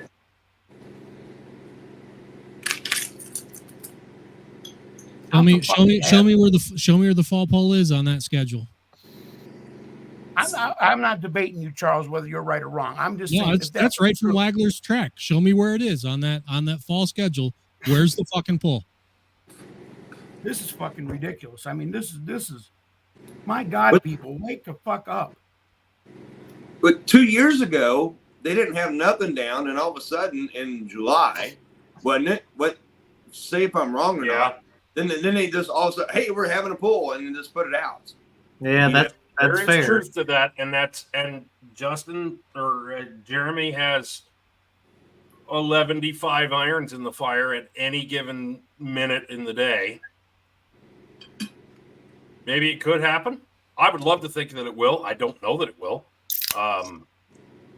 you know, it's clear that ODSS isn't coming there. But who knows? Maybe we get something put together.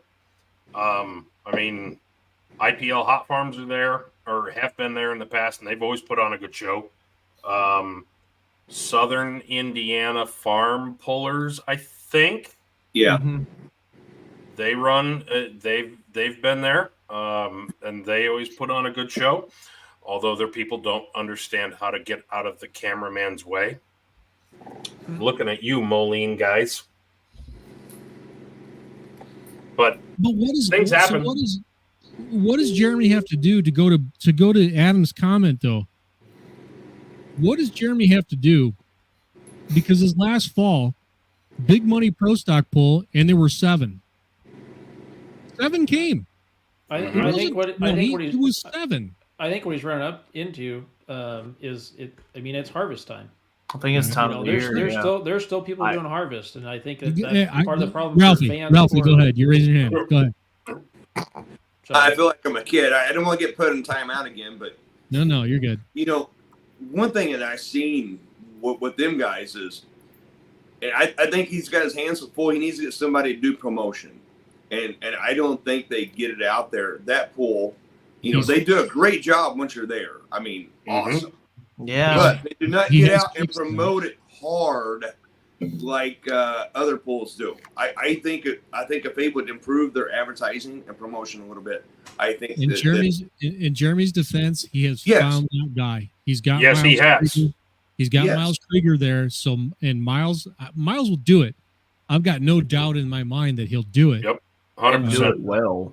Just sitting here on February 22nd, 2023. Right now, the landscape, it's not there. So he's got his hands full. Can he pull it off? Yeah, I think Miles can. I believe in him. You know, he's a friend of mine. So let me propose this. What if we change the big shootout class to a different class besides pros? I don't think it makes a difference on which class. Sit down, heretic. Yeah, exactly. There will be none of that. You shoot for the creme de la creme, or don't shoot at all. Pretty much. Well, I was thinking light pro because I mean, you're not. That idea. That idea has been kicked around. Geographically, I don't know that light pro works down there. Right, that's true. Okay, but then light limited super guys are all getting their hopes up right now. We're gonna have our day in the sun, boys. Hey, last year in October at Elizabethtown, man, we had almost 30 of those suckers show up. They won't come across the idiot ditch. That's the problem. They won't cross the idiot ditch. You Kentucky guys and Tennessee light limited supers, you talk so badass, but you'll never come north. You don't. You don't. No. Haywire did this year and whooped everybody. Good for Jamie. He's won. Where's the rest of them? He's won. You don't travel. One time. And the rest of the time, come down there and whoop you every time before. Don't think so. Who won Lexington? You DQ'd a guy because you told him to come down. Then all of a sudden you DQ him. It's like, I didn't say Murfreesboro. I said Lexington. Same point. No. If you're going to do a big money class, it's not pro stock at Wagler's track. It's going to be 510 hot farm, and that's all it's going to be. You think so? Oh, that's our bread and butter there. And what's bad is a 100-mile radius of Wagler Motorsports right there. How many pro stock tractors are there now? Several. 30 probably. A lot. There's enough. I mean, there should be enough. I mean, you got Hartman's new tractor. They're coming out. They're getting theirs all done, taken care of. And Green with MV. I mean, Philip. They're about 100 miles or 125 miles away. We are. So you got Snickers across. There's several guys from Illinois that can come over, but they don't. I don't know if you'll get the Illinois guys now though because of the 5-0. Yep. Yeah. Okay. But suffice it to say, there is enough there to put together a good show for the fans. Yeah. But a lot of things have to happen the right way. I mean, and let's face it. I mean, yes, it takes big bucks and deep pockets to run a pro stock, especially on a nationally competitive level. But $4 corn will have some guys considering where they go and don't go. Yeah. Well, it's not Still- even that. It's more of the time. I mean, I think it's the time of the year that hurts the worst, honestly, because I mean, I can't. The first year in 2019, I think we still had my brother's pro, if I'm remembering right. I mean, I was like, let's go, but we couldn't with he can't get away. But I mean, I would love to go. Bring Super Farms back, please. I was ready to go whenever I got my tractor. I totally want get to the go. farming thing. The farming thing is a real deal for a lot of guys, and it's the same issue TPC is up against Polish Championship. That's a problem for that event as well. I totally get it and I respect it. Guys got to make a living before they can go play. Yeah, I got no problem with that. None. and when you listen to Louisville live stream, farming and construction, those were the two top occupations. It seemed like for all those people. Well, guess what? October, you're trying to hurry up and get done with your projects before the ground freezes. Yep. And you're farming, you're trying to get the crops out before the ground freezes and you get snow on the ground. So the early pulls and late pulls are always going to be hard to get people there, period. All right, so let me ask you this. When would you move it to then? That's the challenge is you got so many things on top of each other that you don't want to be on You top got of so all much. those. Yeah, you got schedules that have been set in stone forever. Mm-hmm. And Just scrolling over into October to look at like potential dates that he could go against with that event. You're pretty much nothing. So, I mean, so it's- to short fighty's comment, if you do it in the middle of the year, how many guys are actually going to leave their current schedule and run the risk of breaking something for a shootout when they if the rest of the season? if you can find a weekend when no one has one, Right. July 4th Honestly? is usually a good weekend for that because That's what I almost was to say. almost everybody shuts down for the 4th of July. If I remember right. Dude, our numbers for my hometown pool go crazy because of that. I mean, that's just been one of the things that's always happened. It helps us a lot. and I talking to a lot of pullers though, they also like having that weekend off. So if you're going Right, to it's lure nice them to get out off- and go if you're gonna drink lure beer them on a off of boat it, somewhere. you are going to have to come up with some cash. And the thing is, you can't move it to sometime like April either, unless you would do it, I guess, in early April. Ain't gonna Yeah. Too cold. rain, You're getting planted Right. already, man. cold rain, Rain or, and getting or planters to- ready. or to go to a place where you're away from cold and rain. You're into travel now because you're going to Florida. Georgia, Alabama, Florida, and guys are just going to drive. They're not going to drive. Yep. Can I ask a We question? have, go ahead. This will probably piss people off too, but at this point, I don't give a shit because here it goes. Because here's the truth again. What did John Hyman do for a living? Wasn't he a farmer? Yep. Jan Smeising, wasn't he a farmer? Yep. He was too. Guess what? Dan Oos, when he was running around, was he a farmer? Yes. Yep. Guess what? They pulled 44 fucking weekends a year. 44 weekends a year. Now, how in the hell can you have a pull in October and somebody not show up? Explain that to me. I got Cricket. one. Go ahead, Ralphie. Cricket. Well, okay, so me being devil's advocate, what year was that when them guys were pulling? They did it for years. Late 80s, mid 80s through the mid 90s. They did it for 10 years. I think I know where you're Not the heading same. with that. Andy, I'd love to agree with you, but man, I'm telling you, it's changed. Life has changed, man. Well, Go ahead. I'm not denying that, but what I'm saying is, and I can remember when one of them guys couldn't go because they had to stay home, the other one drove for him. Now, is the egos in this sport that big to where, hey, I can't go because I'm busy at home, but I'm going to make sure my tractor gets down there, and I'm just going to use the name Rob Russell. You drive it for me. Is the egos that big that your tractor can't be there. And I'm not saying you, but you know what I'm saying. Right. Oh yeah. I would my devil's advocate is I think help anymore on the farm's not what it used to be back then too. Because you don't have it. You don't have it, or you know it's you don't trust them on running the combine when you're gone. You know, back then it didn't matter If who you was don't helping; they trust did your everything. hired man running the fucking combine, then he ain't got no business in the seat. Period. Yeah, but Andy, where are you going to find somebody else? Where are you going to find someone who knows how to use the technology and knows how to run? I'm telling you right now that I've seen it, and you guys are maybe just a tick too young. But I would run between 40 and 1 year he ran 48 weekends a year. But between 40 and 44 weekends every year, him and Ann were gone every weekend. You're right about the too young part. I wouldn't even thought about then. And they went coast to coast, border to border. Mm-hmm. They weren't just running around the Midwest, pissing around in a couple 3 states and drive 10,000 miles a year and think they really made something. They literally went from water to water and border to border. Yeah. And they farmed. That's what they did for a living. Bausmas So, went to okay, my rant's 47. over. Bausmas went to 47 hooks this year. They farmed. Right. Yep. But I would venture to say their tenure of employees that are running their stuff back home are probably older than some of the younger guys. There's not much of the younger generation on the farms.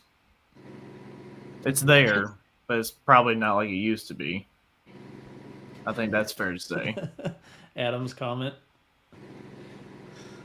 And that's fair to say, like where I'm sitting at right now, down here in my office trailer at my farm, I could do a 360 and see 10 farmers. Yeah. And guess how many I see now? 2. 1. Maybe. 1. Mm-hmm. Adam, that's damn magnanimous of you. I'll even let you borrow my helmet. I love it though. I'll even take his picture. I'll even grab his wife and throw her out of the way when he loses control and starts headed towards her. I can also remember one summer, it wasn't that long ago, really, that I think Denny came down with an illness. Irrelevant and doesn't matter, but he wanted to make the imposter Brabex is what I'm talking about. But he wanted to make damn sure his tractor was at every hook. So he had Esden take it for him, and Esden drove both tractors. Esden drove which one? Both, the imposter and Redline. Now there's where Denny Brabeck. There's a place where I see. So I'm old enough and been around long enough where I see something in what you just said, Andy, that I see an arrogance that has permeated the sport where a guy can't allow himself to let somebody else take his tractor and go run it. It happens here and there. But the days of like in the 90s where what Brabeck did and let Esden take it, or Esden letting Bill Webb go take it, or the collaboration that used to happen across guys, just like, hey, you know, I can't go run my shit. Doesn't happen anymore. It really, I see it on the lower levels. I see it in the grassroots. The grassroots still believes. Down in the roots, it's still there. But at the top level, there's this arrogance, like, you can't run my shit. Wait, I thought that I thought that's where the competition happened, was down on the bottom. And actually, Mastersons, you guys are one of the guys who actually do that right as well. Exactly. You guys figure it out, and you send a guy and put the right person in the seat and trust them. I'm not saying you train them. You do that as well. That's important. But the bigger pieces, you trust them to do the job. I don't see that going on. I don't see guys turning somebody loose with their operation going, I trust you to do this. So you're overlooking a red tractor, or a tractor painted red, that was at the farm show this year. Robbie. Workhorse Pro. Yes. Yep. Robbie did. No, I'm not. I didn't mean to slight what Robbie did. No, I know. I was just bringing that to light. You're right. No, I'm not. He had slighting some kind of Brad. eye surgery or something, didn't he? I think it's coming. Oh, it's coming or something like that. Something like that. Maybe it's coming soon. But yeah, Rob wasn't able to make it, and he basically told Brad either you drive it or Mike Witt's going to be real mad at you. And yeah, but okay, Brad Moss is one of the best. If you're going to get a driver, God, if you're going to get a hired gun, that's the one to get. That's one of the best. I mean, look what he does when he gets Peter Norton's tractor. Like Peter Norton will be, spitting and farting and, and popping like popcorn and, get off the line and do all right. But then, it's nothing that Peter's done. But then Brad, he'll just kind of do his little magic on it and get on there. And I don't know what he does different, but Brad's awesome. I remember the early days. I'm not going to lie. That guy's got a magic touch. Brent, I take your point, Brent, but if you look at the inflation cost of tractors back to antiquity, is it really that different? I mean, is it really that different? Is it that much more sophisticated now that we got an intercooler? Is it that much of a difference? Maybe it is. I don't know. You're in the shop there more than I am, but I mean, really, is it that different? The other question I'd have is how many guys had trailer space back then versus now? Because now they're bringing support vehicles and more stuff. Back then, Oh, did they Fuck have your more room? support vehicle. That's such bullshit. If you want your stuff run, you're gonna find a 53-foot trailer to cram it in and make sure somebody who knows what the hell they're doing can drive it and run the goddamn thing down the track. Fuck your support vehicle. Oh, I got to have my blackout murdered 100% tint fucking Kubota with the fucking custom Yeti cooler on the front for the ice. Fuck yourself. That's a vanity project. Bullshit. Run your shit. Amen. Just like Maddie said the last time I was on here, Maddie said, like in the 5.0 deal, he did more freaking work on his toter home than he did the tractor. And with the Pro Stocks, what I see, okay, guys, I don't drive. I'm just Ralphie. And, man, the maintenance that them guys do on them tractors each time they get home. Put an old man. It's a full-time freaking job. It takes two guys. It takes two guys for each tractor, man. It takes a lot. But Kevin trusted you guys. I think you were in on it, going to Wapaw. Yeah. And Kevin was on vacation. Pat's never drove it. Take my tractor. Make sure it gets there. Make sure you pull it. Am I right? Yes, you are correct. Kevin, why? For the show. Yes. And That's there's another little reason behind the stories that y'all don't know about why that need to happen too. So we can get ready for Bowling Green. Nah, because wife Angie, I'm gonna pull the wifey in on this. Angie, Kevin's wife, loves Patrick probably just as much as she does her husband, and she kept on his butt. You need to get Patrick to drive, and it kept getting rainouts that year, rain out. And she's like, "You got to send Patrick up there to drive. He needs to drive."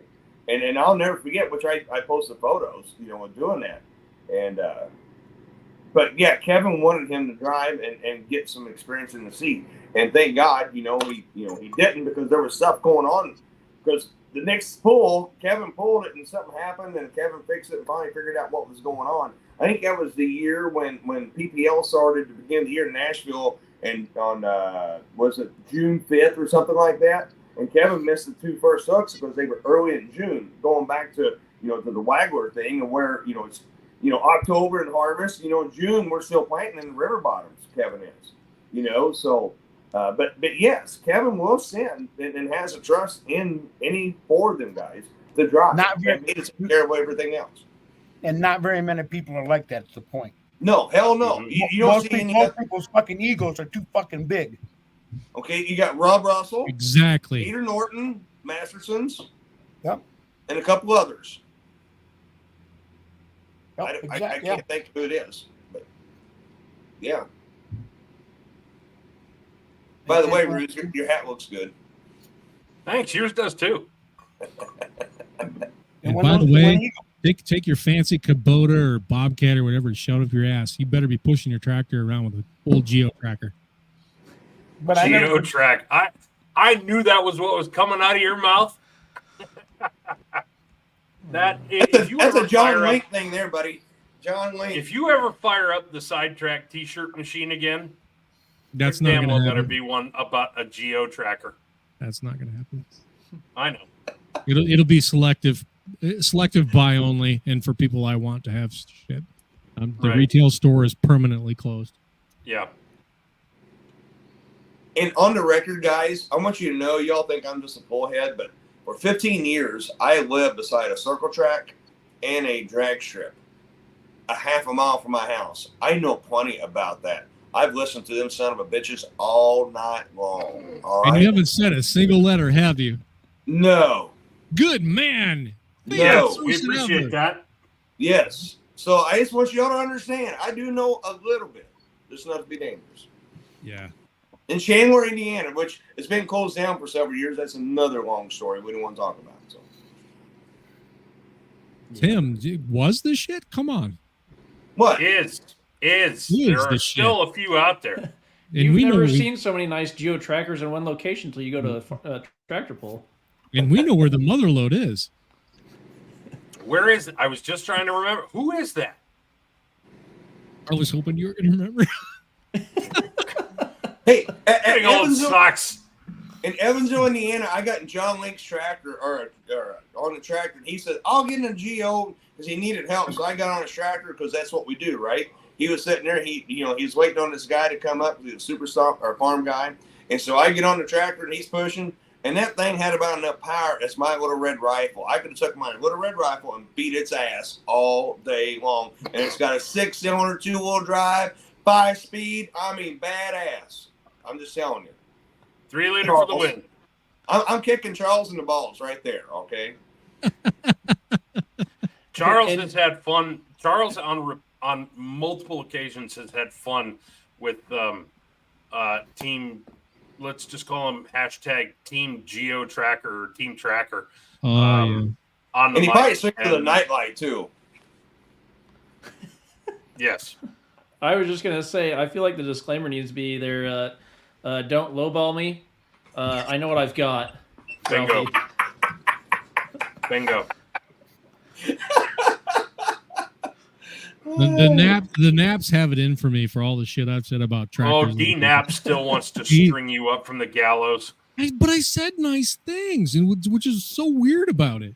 I know. You said, look, that's the last clean, rust-free tracker on the planet. Right I don't here get in it. front of you in Rockwell, Iowa. I got full on screaming D, and I didn't even. I thought I was being complimentary. I thought that was it. I just about dropped my camera. That was so funny. I still have to explain it. Whoa, that's a little different. Anyone seen that? G-Wagon? No. I did see one of those 6x6 G-Wagons on a rollback last week, which is someone spent $600,000 on that pile of shit. But anyway. Right. I that's have seen some really nice like loaded up high country Tahoes, stuff like that, but not a Well, G-Wagon. Well, duh, Ron. Suzuki Samurai is a geo-tracker. Right. Sort of. Yeah. There was Just a in the phase cooler here in name. southern Indiana where everybody got a geo tracker, farmers did, and that's what they had to do, a little top open. They put their sprayer back there to go around and spray Johnson grass and cane on the side of roads. That was a big thing here in the early 2000s. Hell, I still know a farmer that he buys Rangers all the time. Instead of a 4-wheeler or side-by-side, they buy a Ranger because it's road legal, and they put a front hitch on every single one they buy, like day 2 that they own it. And it gets pulled behind the grain cart, so when they get there with the tractor, they unhook the Ranger, and then they drive it back to the shop to get everything else. And you can buy it for $1,200. Why go pay frickin' $20,000, $30,000, $40,000 for a piece of whatever? Yeah. Yep. It does, And if one of them doesn't run for the day, you just go to the next door and grab the next one. Right. There ain't nothing wrong with a beater with a heater. You usually don't have one. You have several, like cats. And Ryan's a good example. He doesn't have one. He's got 2. I only have one. I hate to cut it Cat short, or boys, red but I gotta rifle? go. Thanks, Andy, for coming on. Andy, good seeing Hope you, I bud. didn't piss everybody off, but if I did, oh well, tough shit. Love you, buddy. I'm just speaking the truth, man. We'll talk to you guys. Love you, All right. brother. See you, man. See ya. Andy Gerby, everybody. Hats off. That was the first encounter I think I've ever had with Andy. Honestly. Well, now he knows that you haven't been to a drag race, and well, you're in trouble, and he will judge you for Good that. luck to you. Yep. Hey, and Good we luck. didn't even May talk God about have mercy on your soul. Yes, and we didn't even tell Andy. I guess he was listening on how I thought he affected the farm show this year and fans coming there and talking. You know, we really didn't didn't talk bring it up. about that, but if there was one fan, i.e., not puller, not support crew, not ether guy, not whatever, not ticket guy, who got brought up more in Broadbent during Farm Show or in Freedom Hall than Andy, I would be shocked. Mm-hmm. And we haven't even said nothing about the new bootlegger tractor. I mean, that thing was badass. We were going to talk about Pro Stocks earlier, then we got sidetracked. But I'm crash. Imagine that. But I'm I work tip in your Iowa. servers well. I watch more Iowa games now, the girls, than I ever had before. Hats off to you, man. I'm jealous. Caitlin Clark lives. Her parents live within 10 minutes of our house, and I have no idea where, but West Des Moines isn't that big. Yeah, we're pretty proud of we're pretty proud of what she's done to put basketball on the map in Iowa again. Yeah, hats off. Yeah. If that isn't, well, wait, no, sorry, never. I don't idea. know. I give don't a know shit. the answer, Adam. If you're trolling me, He's trolling both of us. well done, huh? He's trolling both of us. Well, half of us. Yeah. Hey man, I lost to LSU last night. I can't say anything. Bandwagon. Anyway. It's not You lost, bandwagon. It's you lost to some shoulder pads. What? This is not a sports podcast. Nobody cares. It's a Sports motorsports ball. podcast. It is not motorsports ball. Okay, fine. Anyway, yes, the bootlegger. I think besides Rhett's, that's probably the one that broke the internet the most. Yeah. In more ways than one.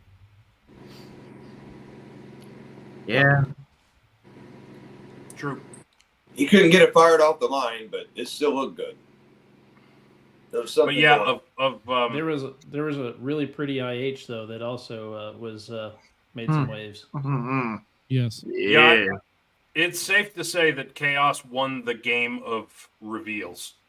Yeah. They won the reveal game by a long Good shot. Lord. I mean, Mick and Christine came in, a very close second when they rolled the mad scientist out of the trailer. That was really, really cool. But Dude, yeah. they had stiff competition. That thing is pretty. Yeah. I like Pretty cool to that they see went- Sidetracked and Motorsports Almanac and Miles Beyond 300 all go down the track on the same truck too. Yeah, and thanks to Mick and Christine, and also, if you are independent motorsports media, you get a discount through Race Wraps now through when is that up? And it's in March, right? It's roughly this time next month. Yeah. So get a hold of Mick and Christine and get your crew shirts. If you're independent motorsports media, they are going to hook you up with 15% off. So by all means. Yeah. March 21st. March 21st. Okay, thanks. Yeah. Yep. Man, that was a really cool deal Thanks, that they came out with this Yeah, week. that was a really cool gesture. We really appreciate those guys. Yeah. And Yeah, no kidding. I mean, You they're talk about a team that supports motorsports in general in the way they do. I don't know anybody else that does the way they do. Just on the track and with helping us look good. Yep. So, Hey, off them. can I do an update? Yeah. Yep. IU did beat Iowa tonight. The girls. FYI. Ooh, Really? ouchie. So I was lost to Nebraska and IU. Great. Now the All right, Husker I need Nation. girls. Now the Husker Nation is coming on. Thanks, Cody. Yeah. It happens. I'm still an Iowa State fan, so Irrelevant. Anyway. I'm a John Deere fan, by the way. Yeah. And I started. So do at we that. want to talk about one of the runs that kind of made everybody kind of jump out of their seat a little bit on Thursday, or no? Which one? Yeah. What one was that on one? Thursday? Because I don't remember The at this point. Tomcat. Oh, I thought you were talking about Tim Kaine. No, the bang. That was the cool. bang That is made the- me jump out of my seat and cheer. That too, yeah, that was the other one. That was so cool. No, If but you the- saw Donna Kane in Broadbent after the poll, you talk about elated. I don't mean to take away anything from that. That's that they definitely deserve it. They're one of the oldest pro stocks in there. Tim, along with Kevin Schmucker, have been doing that in that building probably longer than anybody. So that's really cool, and I'm happy for them. But I think globally across the sport, the success of the much bitched about basket case of bagging your Chargers and caging them up got proved out as well. Hey man, I felt that. That was a little hot. Very. I almost lost the eyebrows. I'm fine with you. Did you I'm feel fine that with up where it. you were? I'm fine. So with- right there where I'm that rail is fine in the with video, you feeling the heat out of it, as long as you didn't feel the pain of it. Right. so where that big screen is, Ryan, you know where we sit right there? Yes, I do. Oh yeah. We I smelled meant, it. Yeah, I meant to ask you because we felt it in the media pit. Dude, it was hot. We felt the heat and smelt it too. Oh, My I'm dad that lost. was sitting over there across the way, he said he felt it too. What heat? Who did? I'm My dad. lost. Uh, What Man, heat are but you yeah, talking I think that right there The, just kind the of fireball from Elsing's turbocharger.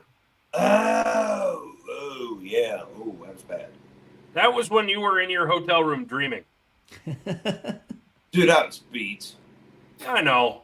I mean, I'm not gonna lie, but I was getting pretty excited. It looked like he was fixing to make a run to the sand, and all of a sudden, you just see this fireball come out the front. It's just like, whoa! Wow. There's the aftermath. Yeah, and it did its job. And you can see right here, there, here's the main, Majority nut. of it. the nut of it.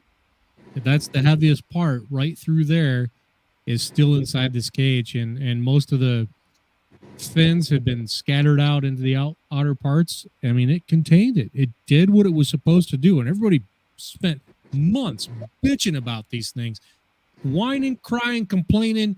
A bunch of you were freaking pansies about it. It worked. So now what? Oh, and there's still some who are.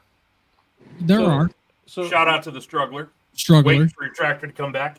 Yeah. let You me ask just you this Put your question. tractor in a bag because that's as good as it runs.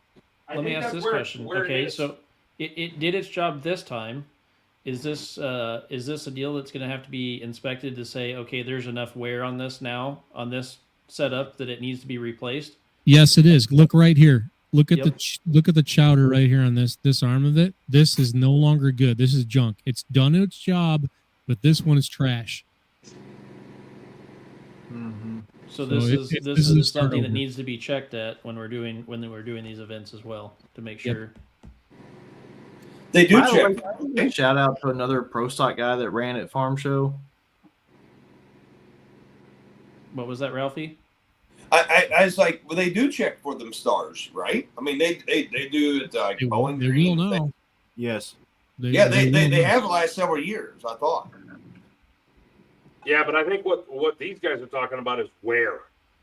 Yeah. Is when did they determine that the containment device needs Right. to be swapped out and replaced? Because I've seen some of them with 1/2-inch bolts before that have worn through half of the 1/2-inch type of thing, and making sure that okay, yeah, you've got your bolts in there, but when do we check to make sure that that's within specs of said rule? Yeah, that's my question, I guess, because again, that one shot. Tim, this was Greg Elsing's TA Tomcat Pro Stock. But that whole turbo's shot. Yeah, So the you whole gotta- thing. That's true. The That's entire fair. deal. The entire charger, the cage, the whole the bag on the compressor side is maybe salvageable, maybe not.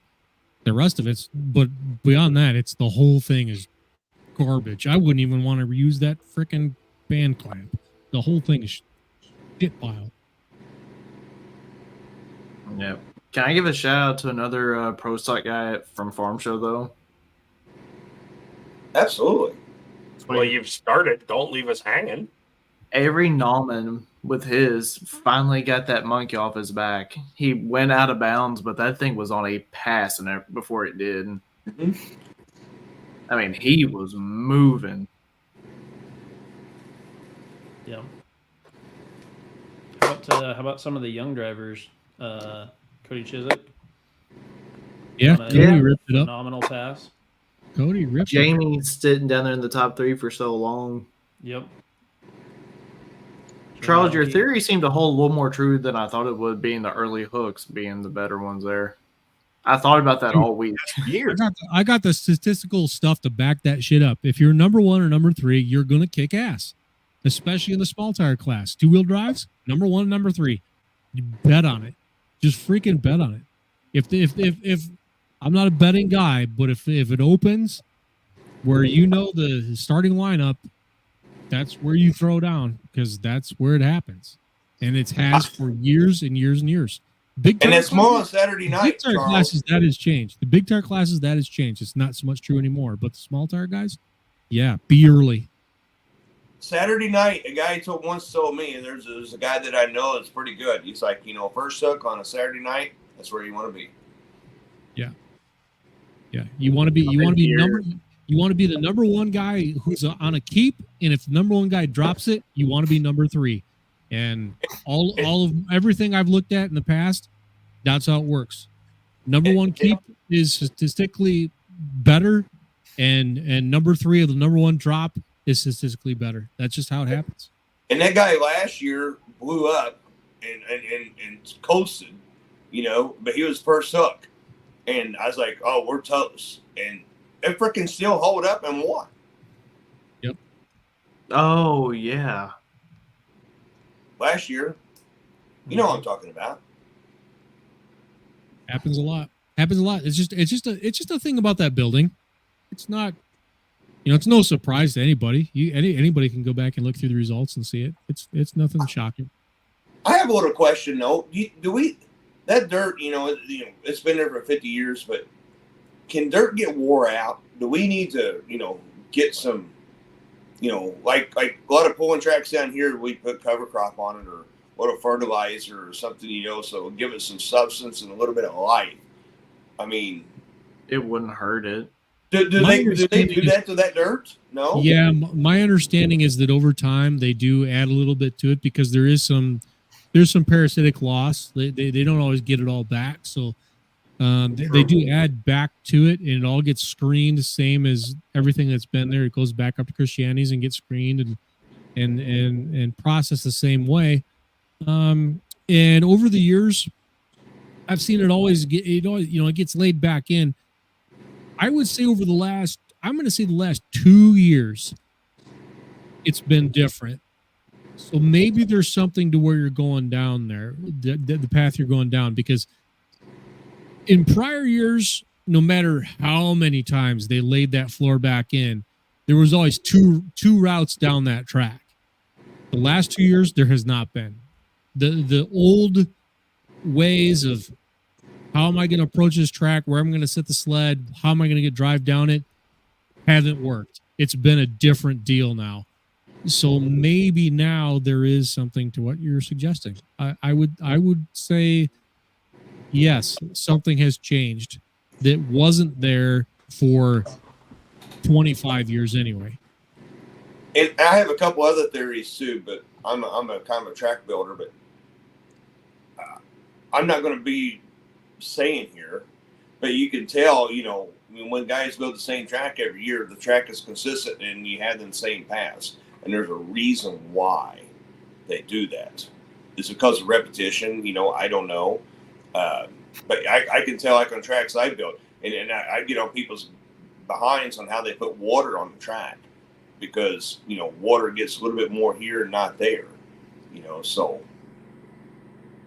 I don't know. Yeah, something has changed in the last 2 years. There used to be, you'd start the two great ways down the track were always hard right, run the right side chalk line, and just drive it right side all the way.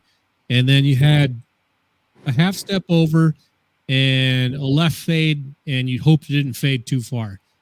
And there's nothing on the right side. Nothing on the right side there. Not anymore. Not anymore. No. Now you're in the left corner, and that never used to work. So in the last couple of years, something has changed in there. It has. And I have a theory on how that's changed. I think there's somebody else maybe driving the water truck, because there's more water on that side. It's drier on the other side. And I'm not there to see it getting built, but I just see the results and what worked over 25 years versus the last two. Yeah. And yeah, there's a change. There absolutely is a change, and you're right to identify it 100%. Has there been any change in the traffic patterns of the track tractors and the roller? Is Keenan going a different direction? I don't, and I'm not saying anything bad. Them guys do a great job. All right. No. We're not either. No, we're not picking on anybody. There's a certain amount of science to this. Yeah, we're trying to identify something, and I'd have to go back and look at the live stream from this year, perhaps, versus some older stuff, and see if I can identify that. I don't know. It's a very valid question, Ryan. I don't know if there's a change there in what Dan and Keenan and the guys are doing. Mm-hmm.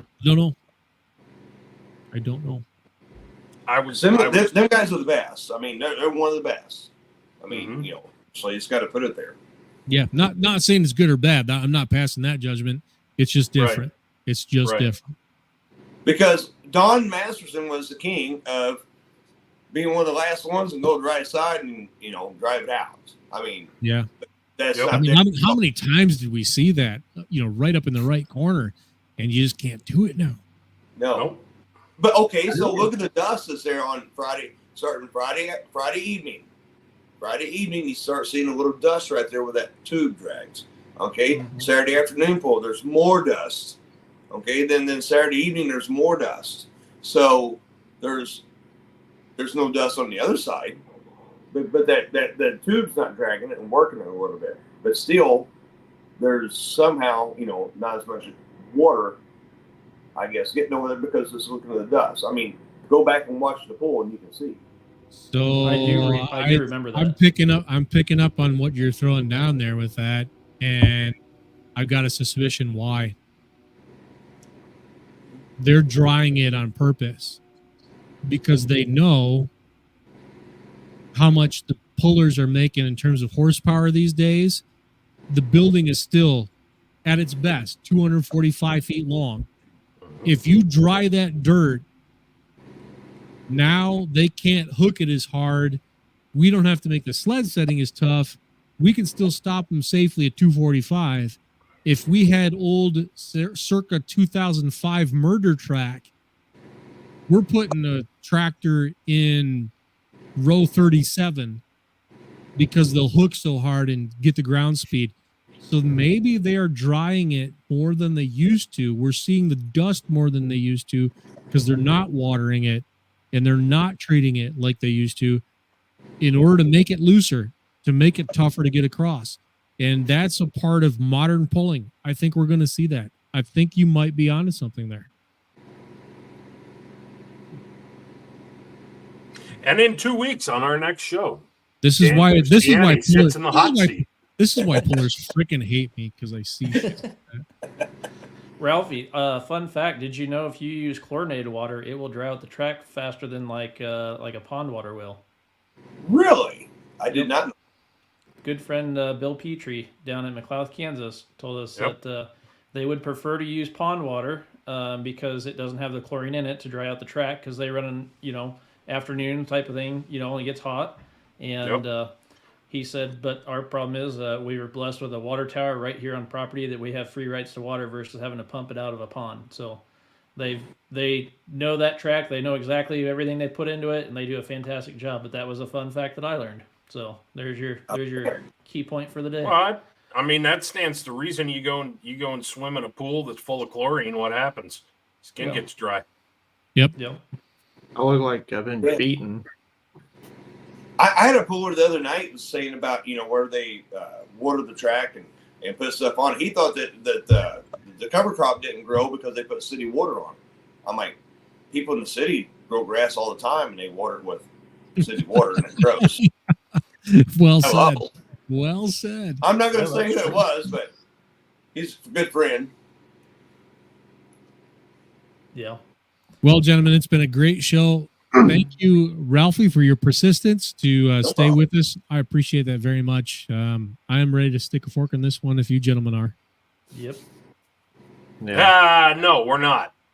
Okay. Do the photos of the week quick. Well, let's do those, and then I've got a final thought. I kind of got a couple I want thrown in at the end too, if we can.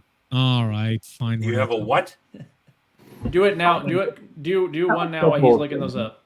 Yeah. Do it live. Do yours, Shane. So we're talking to a couple of guys over the last week at Farm Show, and just since we got back, we have been gifted to reveal a vehicle soon, and we're going to start posting the teaser pictures for it. Charles, you already know who it is because I told you yesterday.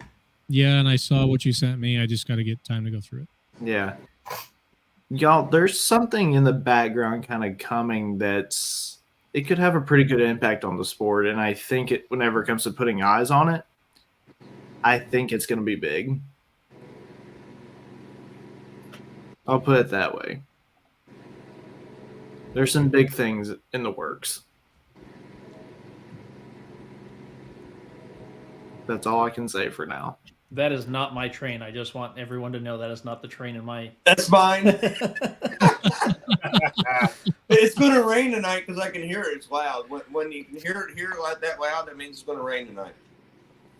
Yeah, no, my tracks are like 250 feet from my house, so it doesn't matter if it's going to rain or not. You're still going to hear it. All right, photo of the week. We're going to bring this segment back, and actually, it should have been all along that we were doing this. And shame on us that we were not honoring our commitment to you as viewers and listeners. And if you're a listener, well, you don't get to view it. So, fuck you. Watch us. Anyway, let's start with Ryan's. Here we go. You tell the story. That story kind of tells itself. That was Travis on Friday night in a very good duel of the fuels. He muscled it in there, got himself into the pull-off, and I can't remember where he ended up, but doesn't matter. It was a cool photo, and to me, that's the quintessential farm show photo. That's the one that everybody wants because we've all been shooting there for since wheels were square, and God willing, and the creek don't rise, we can, some of us will be invited back next year to do it again. Hopefully all of us.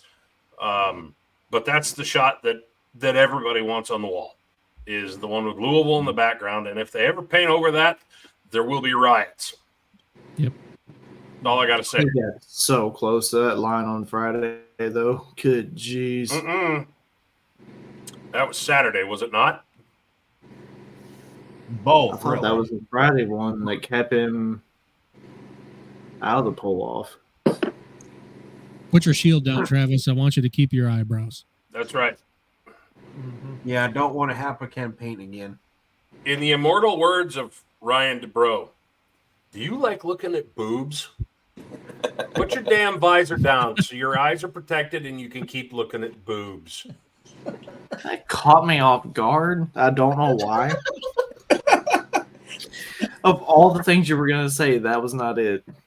Now, trivia Welcome question. I will buy whoever is the first person to tell me who he actually said that to I'll buy you a beer or an ice cream cone at the next tractor pull that we're both at. Your choice. Message me. You know how to get a hold of me. I was watching Cody, what's your photo of the week? What? I was watching 2.5 Men last night, and then Charlie was at Charlie Wall or whatever it was, and then when he started singing the kids' songs, like on the 5th season, I like boobies, all the kids started singing. I just saw that last night, and I was laughing my ass off, man. Yeah, send me a message. Tell me who he said that to, and I'll buy you a beer or an ice cream cone at the next tractor pull we're at. All right. Yep. Cody, go. Mound City, Kansas, McKenzie, trink line. And it's hard to see. In the bottom right corner, there is a thumbs up.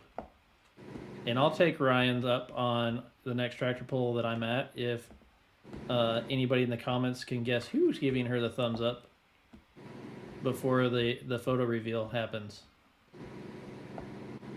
Hey, Charles. Whose glasses are on Use the the fender? word reveal way Those are too damn many times tonight. The last 5 minutes, yeah. Mm-hmm. Those 100%. are hers, Charles. Who's addressing me? What? Those are her Hey, glasses. go to our page and look at that one from Broadbent. I know there were some captions tied to it, but just go look at that picture. That one was probably one of my favorite ones I took that week. You can kind of feel the sounds and hear everything in it. Are we Cody? Do you want to reveal the shot 2 of this? Sure, while you're there. Because Adam's the only one that watching. He wouldn't know who it is.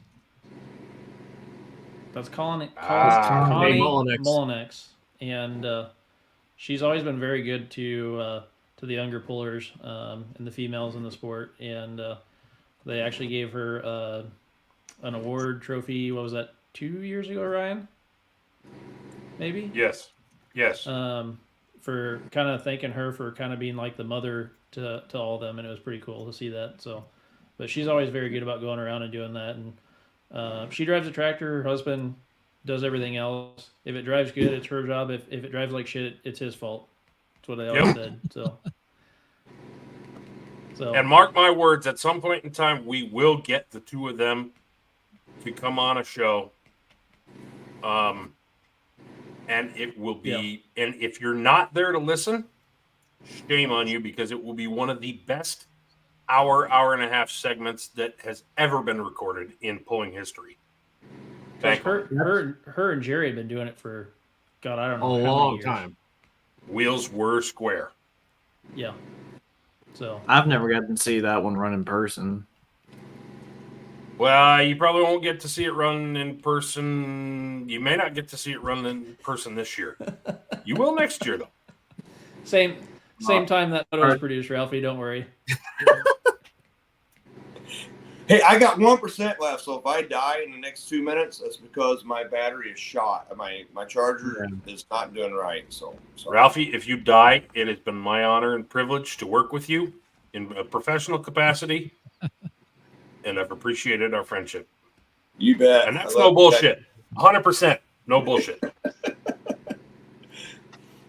Well, thanks, and Adam, Ralphie, if you're send us a photo. Send us one of your photos for photo of the week from for the next show in 2 weeks. All right, thanks, my Ralphie, turn. for coming on again. You bet. Appreciate Anytime. it. Before your battery dies, thank you, Ralphie. You bet, guys. Hey, it's always an honor, and thank you. And I know I'm not as exciting as Kevin and give you the information, but I can give you the outskirts of what's kind of happening. Happy You use more words, too. That's always fun. Yeah, with Miles Crager on Wednesday, the first question he asked him up on the stage was he asked him about how he felt, and he goes, "Great." That was it. And you guys all can see that happening, right? So then Miles goes to me like, "All right, Ralphie, yes." I was trying so hard to watch that interview and I couldn't hear it. So, but yeah. I'd like to rewatch. I don't know if it was filmed or not. So It was filmed on his page, but you're going to have to be in a really quiet area and have your volume turned all the way up. So Well, because my microphone kept squeaking every time I started talking, which is crazy, but I kind of plowed right through it because I'm kind of used to doing that sometimes. So Yeah. So, well, anyhow, are we ready to call it quits then? No, we're not. Oh, let Charles throw a pop photo. Sorry. My photo tonight is this. Hell yes.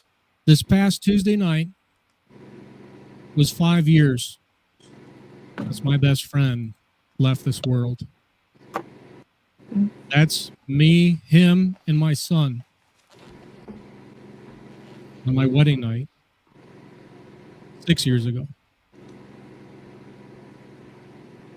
I miss the world where things were simple, where this didn't exist, where sidetracked wasn't a thing. We were just buddies. We talked about shit. We had fun. Turned wrenches on that tractor. That's Duchess, isn't it? Yeah. No, that one actually is not. That one actually is not. That's his dad. That tractor's on his dad's farm. That's still there. But we just had fun. Talked about shit and listened to Tigers games on the radio, and things were simple. It's where love was exchanged, and all the bullshit that's going on right now, it was so far away. It didn't exist for us. It was fun. Go find the fun. And Amen. Go find somebody who you connect with and share your time and energy with them. Share that positive spirit with them, because they will give it back to you. And in our particular case, that couldn't continue. But just know that it's okay to not be okay, and know that Andrew and I had that conversation over and over and over, and I knew. I'm not happy what the result was, but I'm at peace knowing that I did what I could. Yep. And I love him to this day. I miss him every day. Yep. That's my closing thought for tonight.